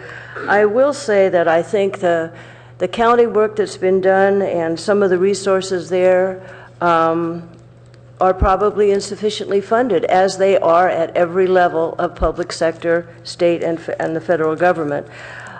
My only concern with the funding match with Santa Clara, I support this, but I'm very concerned it only serves the needs of 10 people. I mean, 10 people, we are only making a very, very tiny dent in what is an important and serious problem. I want to thank all of the providers, the experts, the homelessness who've made comments, community members who are very caring and concerned, and the staff who's worked very hard on this.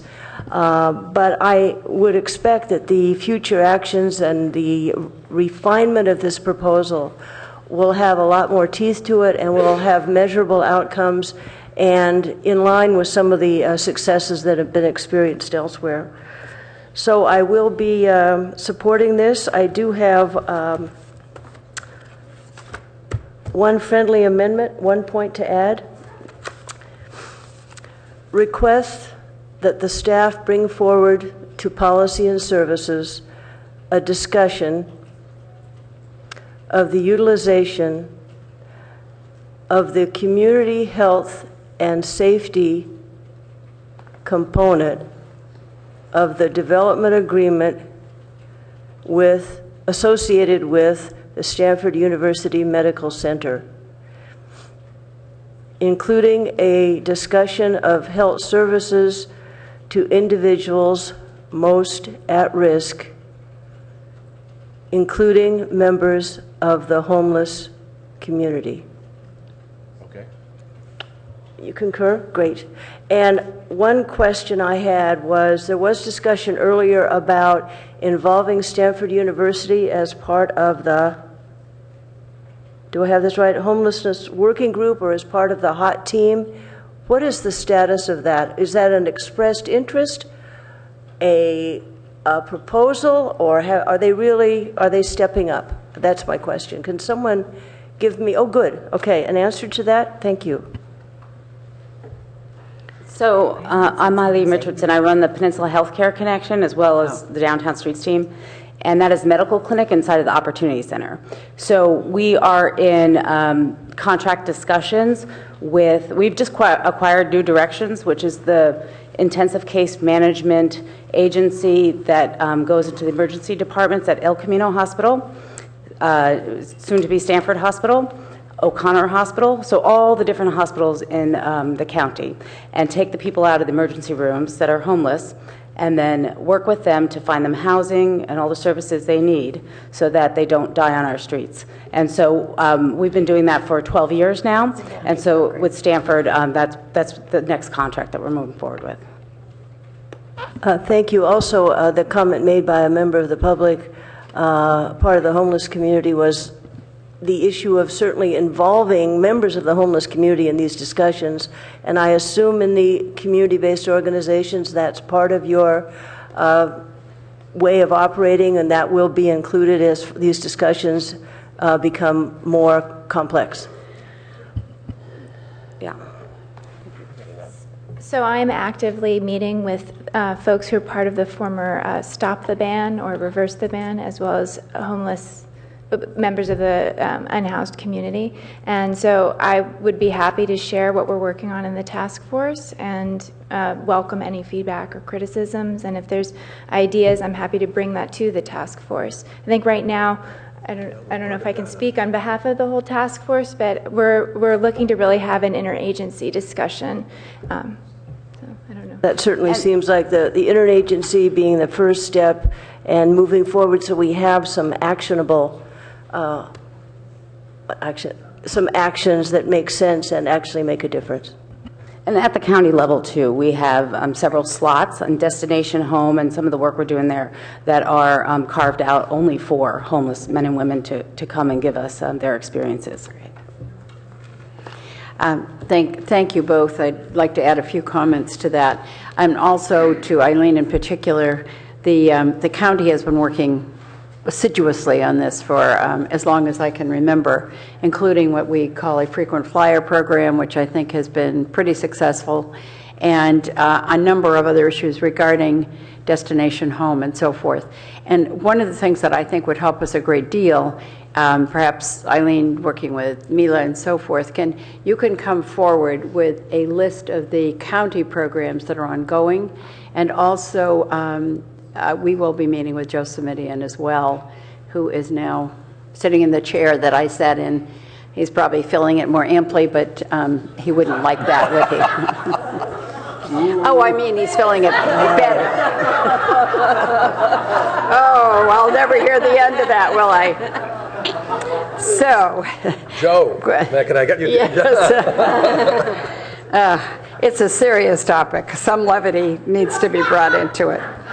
So let me come back to this from a much more serious angle, because Joe and I, as you know, have teamed together for a number of years, and he is working on this and has 2 staff members assigned to it. And I will be meeting with them in the next few days. So I want to talk again about balance. The hardest thing we do, who sit up here in judgment, is to come to a balanced kind of motion and agreement. It's extremely difficult. I look out in the audience, I see a lot of you who have been my neighbors, who are my neighbors in Green Meadow. I know this area, certainly not as well as you do, but my kids went to Greendale. Coverly had then closed a few years later, but I know that very well, and I'm looking at a number of you who've looking back at me, and you know that I lived there as well. I remember when Mary lived right on the corner. So I understand just what you're talking about. This is tough, and I'm worried in particular about kids. And I've been hearing more about kids who are feeling fearful. We don't want our kids to fear what they are doing during the day. There's a lot that goes on at Coverly. It is a community center. It's also a sports center. This is where a lot of sports go on. A good part of our job is protecting our kids. And we've heard that from you, and I also want to reflect that a lot of the issues that I've heard about have come from those who live in the area. Do we need to answer that? And what I'm concerned about is they've said to us they're afraid to come down and talk to us. And that really does trouble me. They're also afraid to complain because some of them are fearful that there'll be retaliation. And I don't think that I could have talked to you tonight without having said that out loud. I think we need to be aware that, again, as we go into this balance, one of our most important jobs, I think, is to protect our community, as well as to serve our community. And I think Councilmember Price has just spoken very artfully to how we are covering that area. And we've spent a great deal of time on that tonight. That community has been patient. Heaven's sakes. As my mother would have said, could somebody answer that phone? Thank you. Thank you. So the patience, I think, that particular neighborhood has shown is something we're discussing tonight, and I think this motion really addresses that. And we may not have gone far enough, but I think we have made a very good start tonight, and we'll try to move this along as quickly as we can. I've talked about the county involvement. The county involvement is extensive, and I've asked if we could get some feedback on that as well. But I want to come to the regional issue, because there have been 3 regional aspects that have been spoken to tonight. Paul Baines, are you still here? Terrific. So we've said this is a regional problem. Palo Alto cannot function, fashion the answer by ourselves. But Paul Baines has come forward tonight and said, please come use our showers, come to We Hope. He gave you the address. When Councilmember Klein said, where will the people go who are there? Paul has given an address. It's not, I'll bet, 2 miles away from where Coverly is located. There will be many other answers as well, I'm absolutely sure. And I want to tell you how much I appreciate your being here tonight, Paul, and putting that forth and giving us the number that are available. As far as the Opportunity Center and the showers, I was glad to hear that, Rob, as well, and what is available. And I know it may sound as though 6 minutes in the shower is short. When we had a water shortage, I'll bet a lot of you could take your shower in 2 or 3 minutes without any question. So I don't find that is, a difficulty for those who wish to take a shower. I think the fact that the Opportunity Center makes that available. And I would remind us, and I come to the end of my comments, that the Opportunity Center is a regional agency. It is not something that we alone support in Palo Alto. Envision Shelter Network is working with the one side, and on the other side, the housing is run pretty much by the county. So we have already pulled a regional agency together in our community.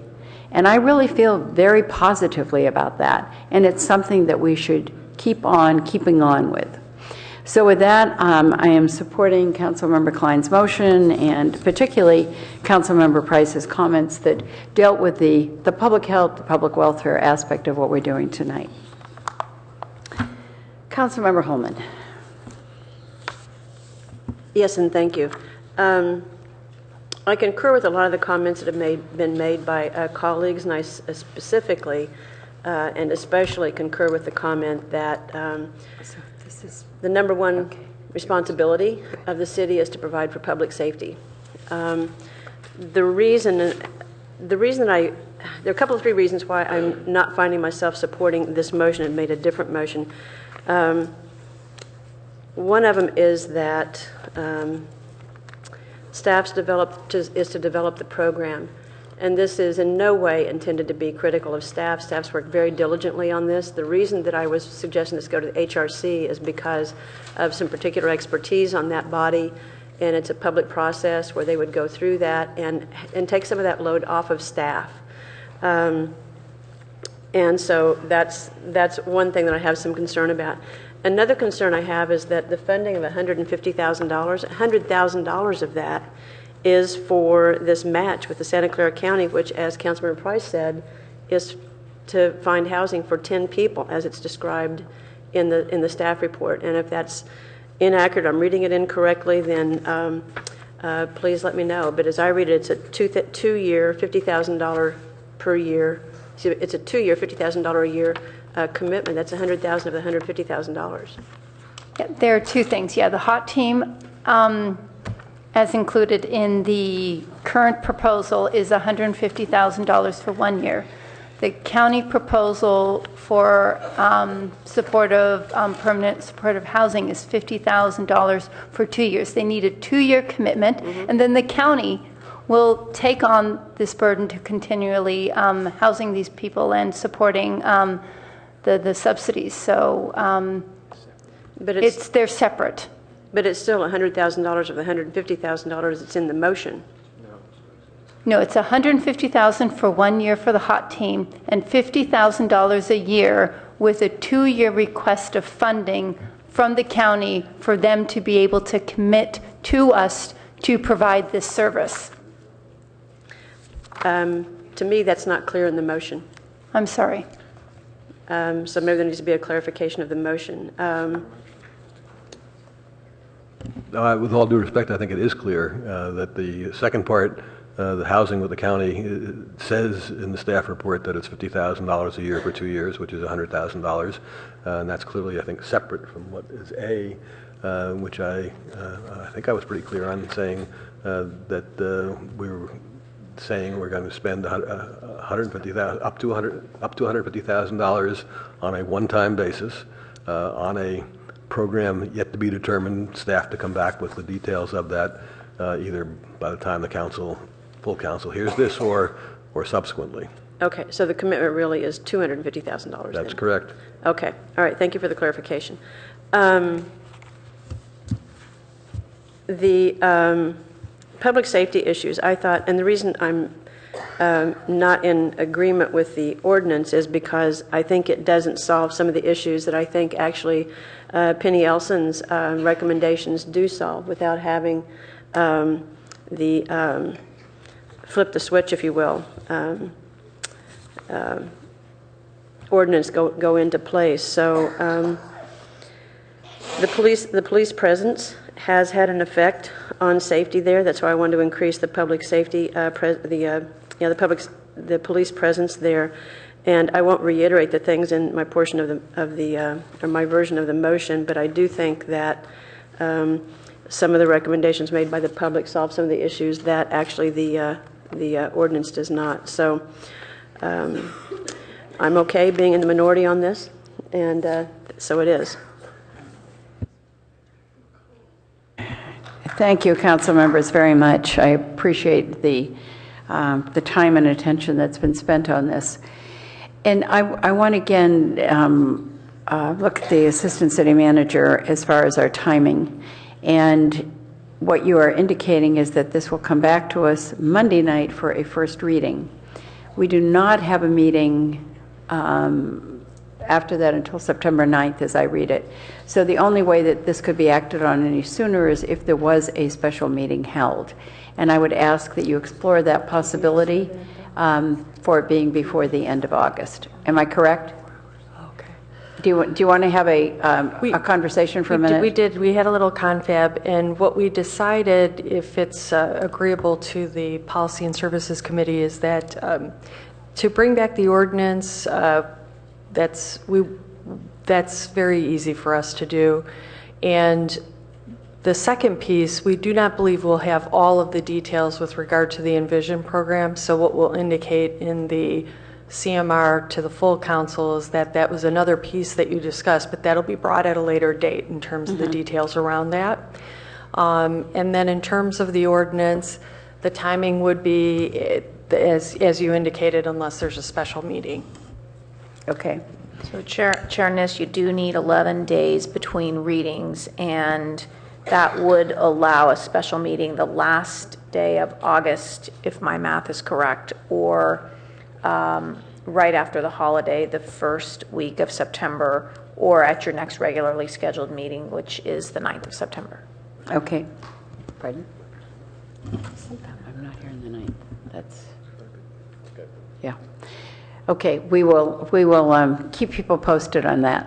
We need to do some addition and subtraction. Okay, good. Okay, with that does take care of our calendar for this evening. We did have the auditor's report on it. Pardon? We didn't vote. Oh, I apologize. My apologies. We got caught up in the timing. So with that, let's call for the vote. All those in favor? Aye. All those opposed? Nay. So we have in favor of this, we have Price, Klein, Niss, and we have opposed Holman. So again, this takes us to the end of our agenda. We did have the auditor's report on this, and we will bring that back at our earliest possible time. But tonight, knowing how long a meeting this would be and how many people wanted to talk with us, I felt it was only fair to allow the auditor to go home instead of waiting 3.5 hours to give his report. So thank you all for coming. I know many of you have been out many times. I don't think we could have made everyone happy, and probably that means that we did the right thing. Thanks very much.